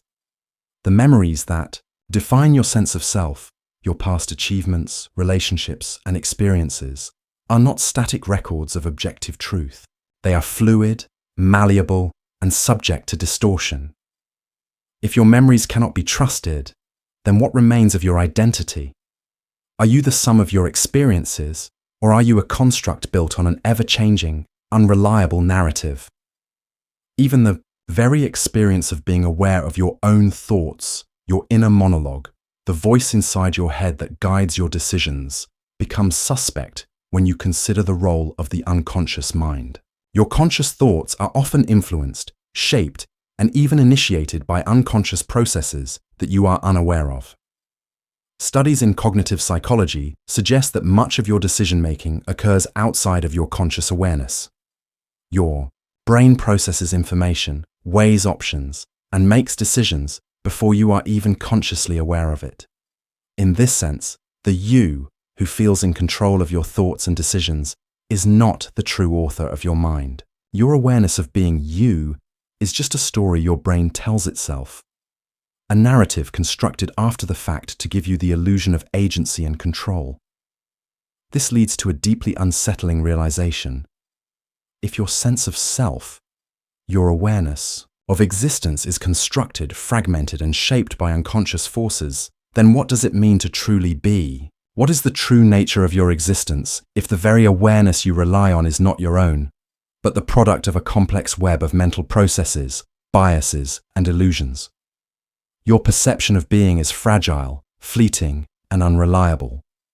The awareness that you experience as I may not be an accurate reflection of who you truly are. It may simply be a mental construct, a collection of fleeting thoughts and experiences that your brain assembles into a coherent narrative to make sense of a chaotic and incomprehensible world. And so, as the question emerges, chilling and profound, you are forced to confront the deepest paradox of all. If your awareness is not truly yours, if your sense of self is a fragile illusion, then what does it mean to exist? What does it mean to be you in a world where even your own mind may not be under your control? Is the I you experience truly real, or is it just another fleeting moment, a temporary construct created by your mind to fill the void? The mirage of control. You live your life under the assumption that you are in control of your actions, your thoughts, your emotions, and your destiny. You believe that you can shape your future, make decisions based on your will, and guide yourself toward the outcomes you desire. Control is a fundamental part of your identity. It is what empowers you to take action, to make plans, and to exert your will on the world around you. But what if control is an illusion? What if, despite your best efforts, you are not the one in control at all? What if everything you do, everything you think, is shaped by forces far beyond your understanding, leaving you a passive observer in your own life? The belief in control is central to human experience. You take for granted that you can choose your actions, decide your path, and direct your life. From a young age, you are taught that through hard work, determination, and decision-making, you can achieve your goals and shape your future. This belief in control gives you a sense of agency. It tells you that you are the master of your own fate. But what if this belief is misguided? What if your sense of control is simply a comforting story your brain tells you, an illusion that hides the truth of your lack of autonomy? One of the most unsettling revelations in modern neuroscience is the discovery that much of your behavior is not the result of conscious decision-making, but of unconscious processes that happen before you are even aware of them. As discussed earlier, experiments such as Benjamin Libet's study on brain activity revealed that the brain begins to prepare for a decision long before you are consciously aware of it. This suggests that the feeling of making a choice, the sensation that you are exercising your will, is an afterthought, a mental construct that occurs after your brain has already initiated the action. The idea that you are the author of your own decisions begins to crumble when you realize that the choices you believe to be yours may have already been determined by forces outside your conscious awareness. What's more, even when you are conscious of your decisions, those decisions may be heavily influenced by external factors over which you have no control. The phenomenon of priming demonstrates how your behavior and choices can be subtly influenced by stimuli you are unaware of. In a well-known experiment, participants who were subtly primed with words related to old age, such as bingo or retirement, ended up walking more slowly, as if their behavior had been unconsciously shaped by the priming. Similarly, research into social psychology shows that people often make decisions based on group dynamics, social norms, and emotional cues rather than rational thought. You may believe you are making independent decisions, but the reality is that your choices are shaped by a web of social, psychological, and environmental influences, most of which you are not consciously aware of. Even the most basic aspects of your behavior, your thoughts, desires, and emotions, are not under your direct control. Cognitive biases, such as confirmation bias, anchoring bias, and availability bias, all operate unconsciously, influencing your perception of reality and shaping your decisions without your awareness. These biases distort the way you process information, making it difficult to make truly objective decisions. The very way you interpret the world around you is shaped by these biases, which means that your sense of control over your thoughts and beliefs is an illusion. You may think that you are making rational, independent choices, but in reality, your mind is being guided by unconscious influences that you cannot see and cannot escape. The unsettling truth deepens when you consider the role of genetics and biology in shaping your behavior. Your genetic predispositions, your brain chemistry, and your environment all play a significant role in determining how you think, feel, and act. Research in behavioral genetics has shown that many aspects of your personality, your emotional responses, and even your susceptibility to certain mental health conditions are shaped by your genes. In this sense, your sense of control over your actions is undermined by biology itself. The person you are, the way you think, the way you feel, the way you interact with the world, is not entirely your own creation. It is influenced by genetic forces that you have no control over. Even more disturbingly, your sense of control may be an adaptive illusion, a mental construct designed to help you cope with the inherent uncertainty and unpredictability of life. The psychologist Julian Rotter introduced the concept of locus of control to explain how people perceive their ability to influence events in their lives. Those with an internal locus of control believe they can influence their outcomes through their own efforts, while those with an external locus of control believe that external forces, such as fate or luck, shape their lives. The internal locus of control is often seen as empowering. It gives you the sense that you are in charge of your own destiny.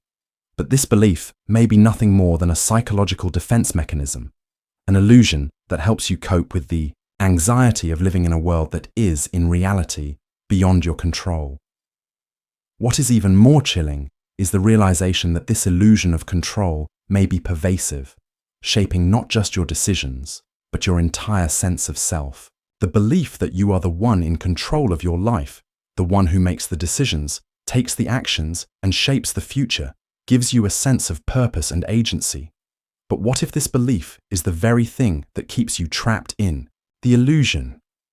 What if your belief in control prevents you from seeing the truth, that you are not in control at all, that your decisions are shaped by forces beyond your awareness, and that the narrative of your life is not yours to dictate?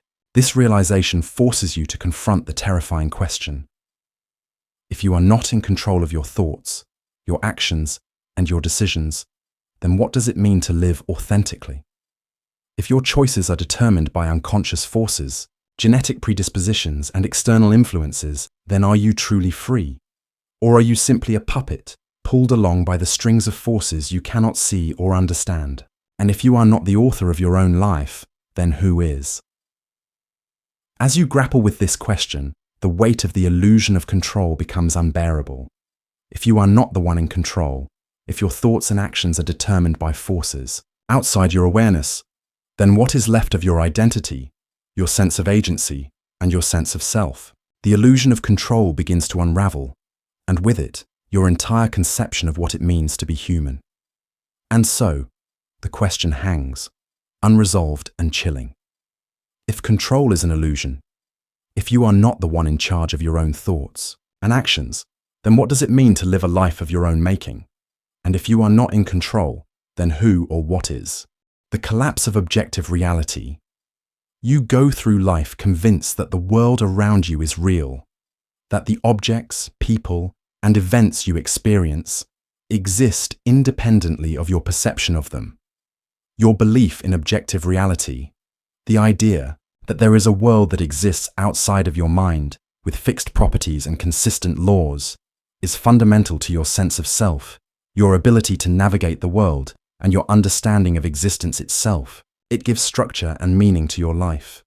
But what if objective reality is nothing more than an illusion? What if the world you experience is not the world as it truly is, but a mental construct, shaped and filtered by your senses, your brain, and your own limited perspective? The notion of objective reality, the belief that there is an external world that exists independently of our minds, has been a cornerstone of both philosophy and science for centuries. It is the foundation of the scientific method, which assumes that the universe operates according to fixed laws that can be observed, measured, and understood. It is the basis of everyday life, where we assume that the chair we sit on, the air we breathe, and the people we interact with are real, existing independently of our minds. But what if all of this, everything you perceive, everything you believe to be real, is simply a mental projection, a simulation created by your brain to make sense of the sensory information it receives? Consider for a moment the limitations of human perception. Your senses, sight, hearing, touch, taste, and smell, are not passive receptors of the world, but active filters that shape and distort the information they take in. The image you see when you look at an object is not an accurate representation of that object. Your brain constructs the image based on sensory input, but what you see is a representation of that input, not the object itself. The same goes for sound.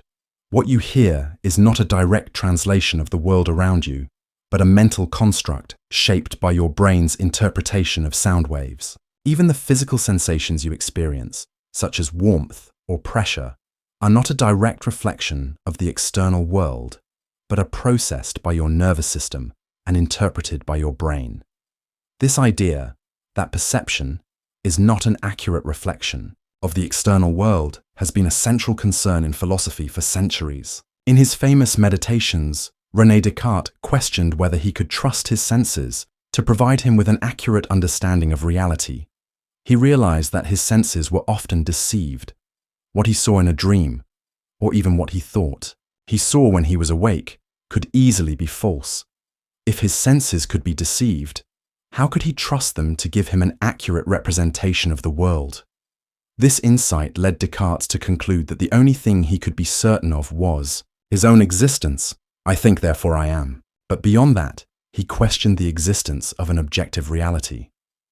More recently, the field of neuroscience has deepened this skepticism. Studies in perception have shown that the brain does not merely process sensory information, it actively constructs your experience of reality, filling in gaps, making predictions, and correcting errors. Your brain is constantly making assumptions about the world, using past experiences and expectations to shape how you perceive things. This means that what you experience is not a direct reflection of reality, but a reconstruction created by your mind. Your brain uses shortcuts and mental tricks to fill in information, and as a result, your perception of the world is not only incomplete, but often inaccurate. For example, optical illusions reveal the extent to which your brain interprets visual information in ways that are not faithful to reality. You may look at a simple image and see something that isn't really there, a shape or a pattern that doesn't actually exist. Your brain is so adept at interpreting visual information that it creates a false impression of the world. Even your sense of time is an illusion. Studies have shown that your brain perceives time differently depending on the context and your state of mind. Time seems to speed up when you are engaged in something you enjoy, and slow down when you are bored or anxious. The world you experience is not a constant, but a constantly shifting and fluctuating creation of your brain. If your senses are not reliable, if your brain is not providing you with an accurate reflection of the world, then what does that say about objective reality? If everything you experience is a mental construct, shaped by your brain's interpretation of sensory input, then how can you be sure that the world you experience is real at all? Could it be that the very reality you live in is nothing more than an elaborate illusion created by your brain to help you navigate the world? If reality is not directly accessible to you, if your senses are constantly distorting and shaping your perception of it, then what is real? This realization, this collapse of objective reality, forces you to confront the unsettling possibility that everything you know about the world, everything you believe to be true, is simply a mental construct. The world around you may not be what you think it is. The people you interact with, the objects you see, the experiences you have, they may not be as solid, as fixed, as real as you assume. What you experience as reality is, in fact, a subjective illusion, shaped by the limitations of your senses, the biases of your mind, and the unconscious processes that drive your perception. The implications of this realization are profound. If reality is not what it seems, if everything you perceive is a construct of your brain, then what does that say about your sense of self, your identity, and your place in the world? If the world around you is not real in the way you think it is, then who are you in relation to it? Are you simply a mind, an observer trapped in a simulation, unable to escape the limits of your own perception? Is the world you experience merely a projection of your consciousness, with no independent existence outside of your mind? This realization does not provide comfort. It shatters the foundation of your understanding of reality and leaves you adrift in a world that may not be what it seems. The more you consider it, the more disturbing the question becomes. If everything you perceive is an illusion, if reality is nothing more than a mental construct, then what is real? And if reality is not real, then what does that mean for your existence? The mirage of purpose. You live your life in pursuit of purpose. Whether it's through your career, your relationships, your passions, or your ambitions, you are constantly striving for something deeper, something that will give your existence meaning. Purpose is the force that drives you, the reason you wake up each day, the guiding principle that shapes your choices and actions. Without purpose, you might feel lost, adrift in a world that seems aimless and indifferent. But what if purpose, the very thing that gives your life meaning, is an illusion? What if the pursuit of purpose is nothing more than a psychological construct, an invention of the mind that creates the illusion of direction in an otherwise chaotic and purposeless existence? The search for purpose is a fundamental aspect of the human experience. For millennia, humans have sought meaning in religion, philosophy, relationships, work, and even in the grand narratives of history. The idea that your life has a purpose, whether it's to achieve success, to help others, to create, or to leave a legacy, is deeply ingrained in your culture, your values, and your personal sense of identity. Purpose gives you a reason to act, a motivation to move forward, and a sense that your life matters. It provides a framework through which you can measure your worth, your accomplishments, and your significance in the world. But what if this pursuit of purpose is nothing more than a coping mechanism, a way to make sense of a world that has no inherent meaning? Philosophers have long grappled with the question of purpose. The existentialists, led by thinkers like Jean-Paul Sartre and Albert Camus, argued that life has no intrinsic meaning or purpose. In their view, the universe is indifferent to your existence, and there is no grand design or cosmic plan that gives your life meaning. Rather than seeking an external source of purpose, existentialists believed that individuals must create their own meaning through their actions and choices.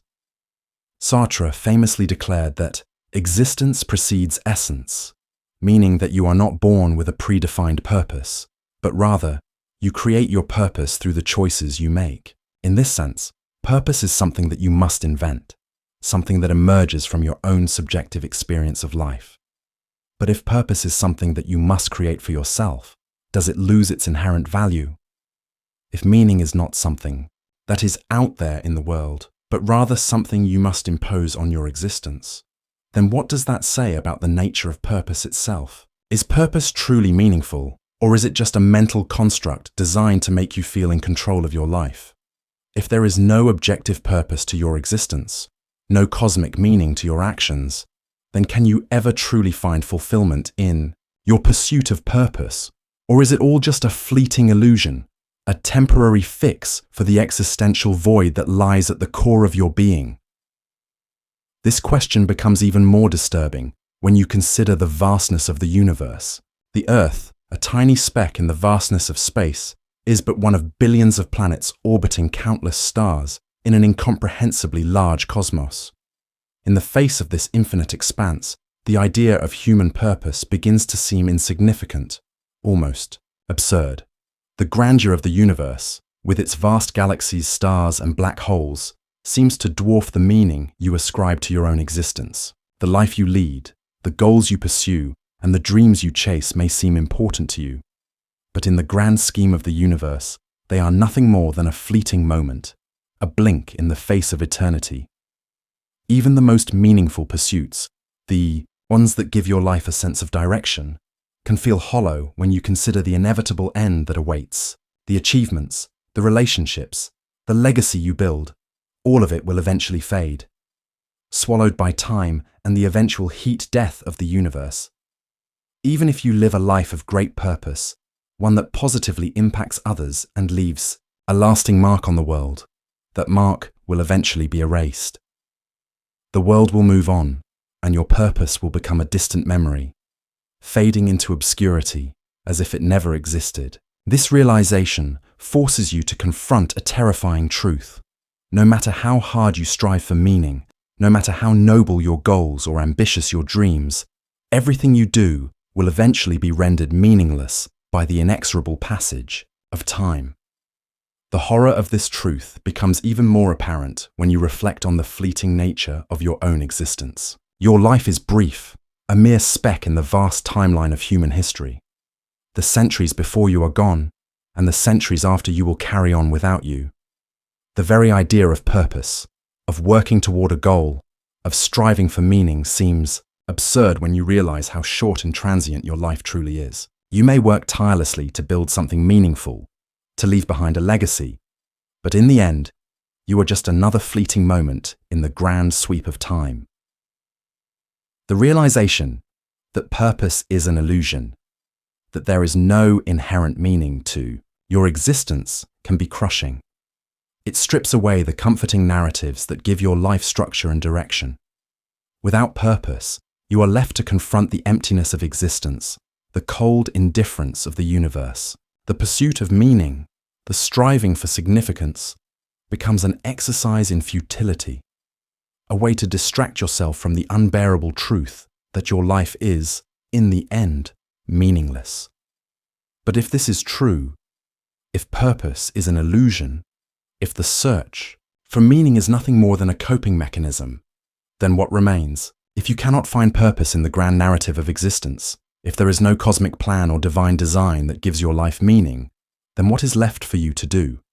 The existential crisis that arises from this realization forces you to ask, how do you live in a world where nothing truly matters?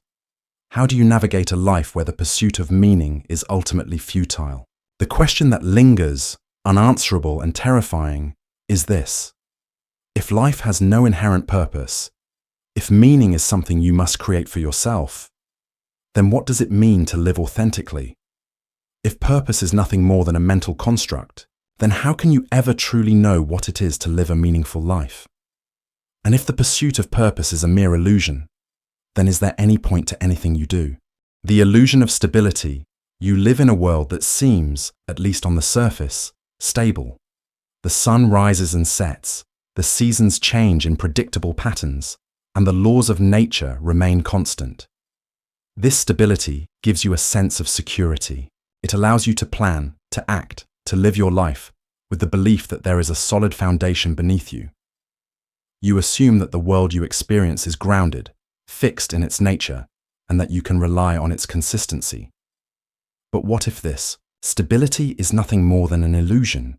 What if the world around you is far more fragile, far more unpredictable than you realize? What if the very foundation of your existence is constantly shifting, and the stability you cling to is nothing more than a mental construct designed to mask the chaos that lies beneath?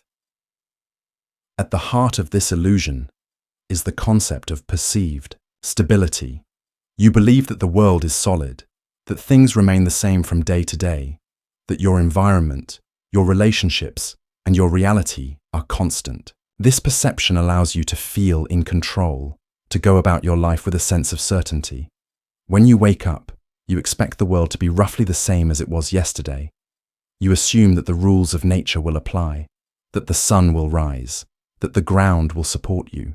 You believe that the universe operates according to fixed laws, and that your experiences will be consistent and reliable. But in reality, the world is not as stable as it seems. From the perspective of modern physics, the universe is in a constant state of flux. The particles that make up matter are not fixed in place. They are in constant motion, vibrating, interacting, and shifting in ways that are far beyond your perception. Quantum mechanics, the theory that governs the behavior of particles at the smallest scales, reveals that the very fabric of reality is uncertain, unpredictable, and inherently chaotic. At the quantum level, particles can exist in multiple states at once, and their behavior is governed by probabilities, not certainties. The idea of a stable, predictable universe begins to unravel when you consider that the very building blocks of reality are in constant motion, subject to uncertainty and fluctuation. This uncertainty extends beyond the quantum world and into the macroscopic world of everyday experience. The stability you perceive in your environment, the solid ground beneath your feet, the reliable passage of time, the consistent laws of nature, is an illusion created by your brain. In reality, the world around you is constantly changing, constantly shifting. The ground beneath your feet is not a solid, immovable foundation, but a surface that is constantly in motion.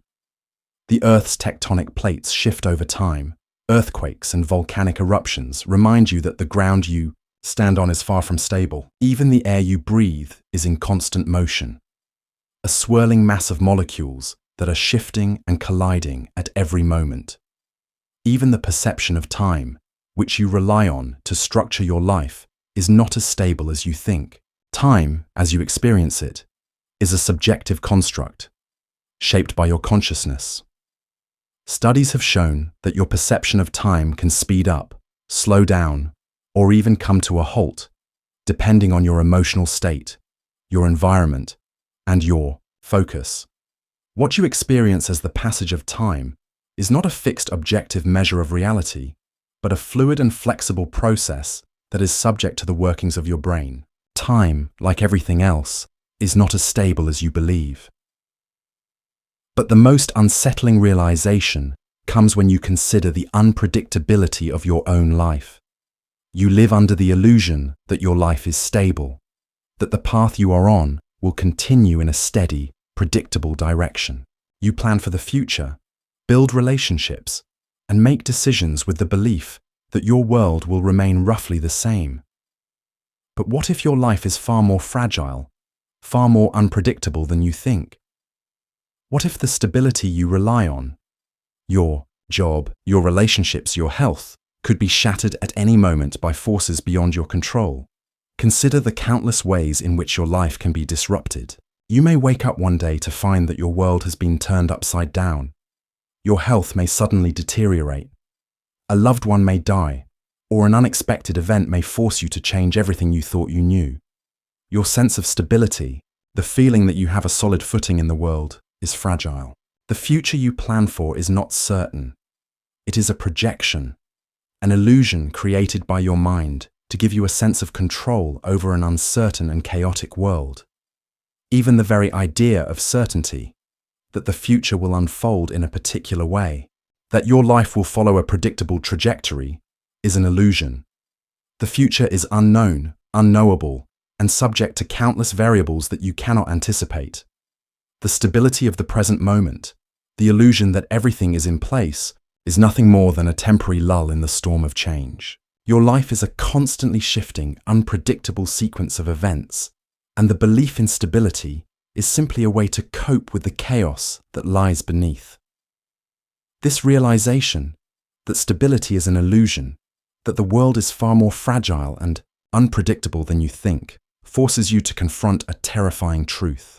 Nothing in your life is truly stable. The future is not certain. The world is not as fixed as you believe. The ground beneath you could shift at any moment, and the world could change in ways you cannot predict or control. And so, as the weight of this realization settles upon you, a chilling question emerges.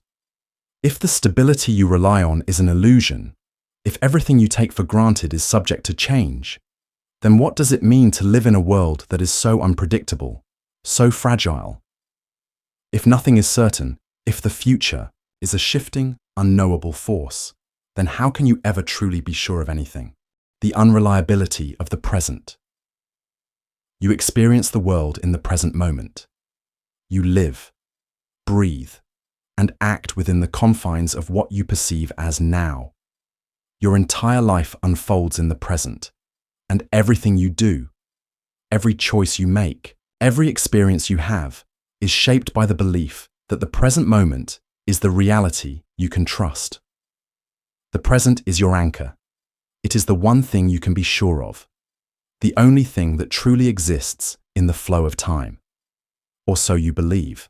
But what if the present moment, the one thing you rely on as the only reality you can truly grasp, is just as unreliable as everything else? What if the now you experience is just another illusion, distorted and fractured by your mind? The perception of the present is so fundamental to your experience of reality that it is difficult to even question its reliability. You assume that the present moment is a stable, continuous experience. You assume that when you are conscious, when you are aware of the world, you are experiencing the world in real time, as it is. But the reality is far more complex and disturbing. The present you experience is not a fixed, continuous flow of time, but a fragmented, constantly shifting perception that is constructed by your brain. Neuroscience has shown that the brain does not process sensory information in real time. Instead, it takes a short time to process incoming sensory data, and the present moment you experience is always a few milliseconds behind the actual events occurring around you. Your brain is constantly filling in gaps, constructing a narrative that feels immediate and continuous, but in reality, it is a delayed, reconstructed version of reality. The present moment, as you experience it, is not the real moment. It is a perception of the moment that is shaped by your brain's processing speed. This delay in perception is not just a minor inconvenience. It fundamentally alters your experience of reality. Because your brain is processing sensory data with a slight lag, you are never truly experiencing the now as it is. You are always perceiving a moment that has already passed, a moment that your brain has already processed and constructed into a coherent narrative. In other words, the present moment you think you are living in is not a direct experience of reality. It is a reconstructed, slightly outdated version of it. The present moment you trust as the foundation of your experience is already a step removed from what is actually happening. Even more disturbing is the fact that your brain actively shapes and interprets the present based on your past experiences, expectations, and emotions. What you experience as the now is not a pure objective reality, but a perception that is colored by your internal state. If you are anxious, for example, your brain is more likely to interpret ambiguous situations as threatening, skewing your perception of the present. If you are in a state of heightened emotion, your perception of events can be distorted, making the now seem more intense, more important, or more overwhelming than it truly is. Your experience of the present is always mediated by your internal mental and emotional filters, which means that your perception of reality is never as clear or accurate as you believe it to be. This distortion of the present is further complicated by the fact that your memory of the present moment is not as reliable as you might think. Research in cognitive psychology suggests that your brain actively reconstructs memories of the present as well, rather than simply recording events as they happen. When you recall a recent experience, your brain fills in gaps, interprets details, and even changes aspects of the memory based on your emotions and expectations. In this way, your memory of the present is not a direct record of the moment, but a reconstructed narrative, shaped by your mind's need to create a coherent story. What you remember as the present is not the true, unmediated experience, but a version of it that has already been shaped by your brain's processes. If your perception of the present is so unreliable, so fragmented, and so distorted, then what does that say about your experience of reality? How can you trust the present moment when it is constantly shaped and reconstructed by your brain, altered by your biases, your emotions, and your memories? The present moment, the thing you rely on to ground your sense of self and your understanding of the world, is not as stable as you believe it to be. In fact, it is just as illusory as the past and the future. An ever-shifting, constantly changing construct that your brain creates to give you the illusion of continuity and stability. The implications of this realization are profound. If the present is not real in the way you think it is, if it is constantly distorted and reconstructed by your brain, then how can you trust your experience of the world at all? If the present moment is unreliable, then what does that mean for your sense of self, your ability to make decisions, or your understanding of your place in the world? The very foundation of your experience, the now, is built on a shaky, unreliable structure, and everything you believe to be real may be nothing more than a projection of your mind. This realization forces you to confront the chilling possibility that the now is not what it seems. Your perception of reality, even the most immediate and direct experience of the world, is mediated by your brain's interpretation, by unconscious processes, and by the lag between what is happening and what you perceive. You live in a world that is constantly slipping away from you, distorted and reshaped before your very eyes. And the idea of a stable, reliable present is an illusion. The present, as you know it, is a mirage, a fleeting moment that is always just out of reach, always slipping through your fingers as your brain reinterprets it. And so, the question emerges, unanswerable and disturbing. If the present moment is not what it seems, if your perception of reality is constantly shifting and reconstructing itself, then what is real? If the now you experience is a trick of the mind, how can you trust anything in the world around you? The paradox of self-reflection. You may believe that self-awareness is the defining trait of your humanity, that the ability to reflect on your thoughts, actions, and emotions is what sets you apart from the rest of the animal kingdom. The very act of introspection, of looking inward and examining your own mind, is central to your sense of self. It allows you to understand your motivations, your desires, and your fears.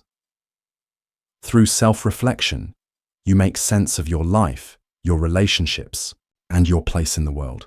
But what if this ability to reflect on yourself, this fundamental aspect of your identity, is not the deep, truthful insight you believe it to be? What if the very process of self-reflection distorts your understanding of who you truly are? What if, in trying to understand yourself, you are simply reinforcing an illusion, a false narrative that is constructed by your mind? At first glance, self-reflection seems to be a powerful tool for gaining insight into your thoughts and emotions. Through introspection, you can examine your behavior, consider the reasons behind your actions, and make decisions that align with your values. You believe that by understanding your inner workings, you can gain greater control over your life and shape your destiny. But what if the act of reflecting on your thoughts is not as straightforward as you think? What if self-reflection is not a window into your true self, but a distorted lens that shapes your perception of who you are? The process of self-reflection is inherently subjective. When you look inward, you are not observing an objective reality. You are interpreting your thoughts, emotions, and memories through the filter of your current beliefs, experiences, and emotional state. The very act of reflecting on your past can alter the way you perceive it. Memory, as we have seen, is a reconstructive process. Each time you recall an event, your brain fills in the gaps and adjusts the narrative based on your current mental and emotional state. In this sense, your reflection on the past is not a direct recording of reality, but a new construction shaped by the lens of your present experience. This creates a paradox. The more you reflect on yourself, the more you are likely to distort the reality of who you are. The more you attempt to understand your own mind, the more your mind creates a version of yourself that fits the narrative you want to believe. In this way, self-reflection can become a self-reinforcing cycle where you continuously adjust your understanding of yourself to fit your preconceived notions, biases, and desires. You believe that you are gaining insight, but in reality, you may be constructing a more rigid, more distorted version of yourself, a narrative that fits neatly into the story you want to tell. In addition to this, self-reflection often operates within the framework of cognitive biases, mental shortcuts that influence the way you think about yourself. Confirmation bias, for example, leads you to focus on information that supports your existing beliefs about yourself while ignoring information that contradicts them. If you believe you are a kind, generous person, you are more likely to recall moments where you acted with kindness and less likely to reflect on times when you acted selfishly. This bias distorts the truth of who you are, making it harder to see yourself clearly. Instead of gaining a truthful understanding of your inner world, you reinforce a version of yourself that may be overly idealized, or conversely, overly negative. Furthermore, the process of self-reflection is often shaped by the social mirror, the way others perceive you and the feedback they give you. Your understanding of yourself is not created in isolation. It is shaped by the way you are seen and judged by others. If you are constantly reflecting on your actions through the lens of societal norms and expectations, your sense of self may become overly influenced by external validation. You may begin to define yourself not by your true inner values, but by the way others view you. In this case, self-reflection becomes not an exploration of your authentic self, but a response to the expectations and judgments of the world around you. The paradox deepens when you realize that the very act of reflecting on yourself creates a dualism, a separation between the I who reflects and the I who is reflected upon. In other words, the more you try to understand yourself, the more you create a distance between your conscious awareness and your true self. The act of self-reflection implies that there is a you observing, analyzing, and judging, and a you being observed. This creates a fragmented sense of self, a division between the self that is aware and the self that is being experienced. If there is truly a you who observes and reflects, then who are you outside of that reflective process? Is the true you the one being observed by your consciousness? Or is it the observer itself? The more you reflect, the more this dualism grows, until you realize that you cannot separate the self that observes from the self that is observed. In trying to understand yourself, you only create further confusion. To make matters worse, the pursuit of self-knowledge often leads to a form of identity crisis. The more you try to define who you are, the more elusive the answer becomes. You may find yourself asking, "Who am I really?" as you peel back layers of thought, emotion, and memory. But with each layer you uncover, you may find that the answer changes, that the version of yourself you thought was solid and stable is in fact shifting and mutable. The more you reflect, the more fragmented your sense of self becomes, until you wonder whether there is anything stable or consistent about you at all. The more you search for answers, the more elusive the truth becomes. In the end, self-reflection may not lead to clarity or understanding, but to a deepening uncertainty.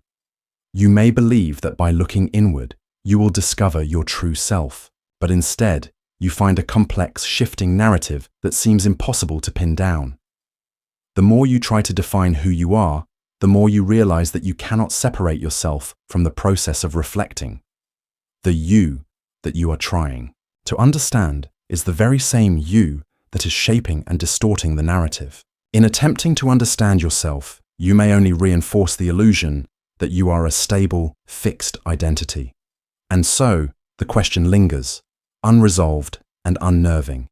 If self-reflection distorts rather than clarifies, if the you are trying to understand is itself a construct, then what does it mean to truly know yourself?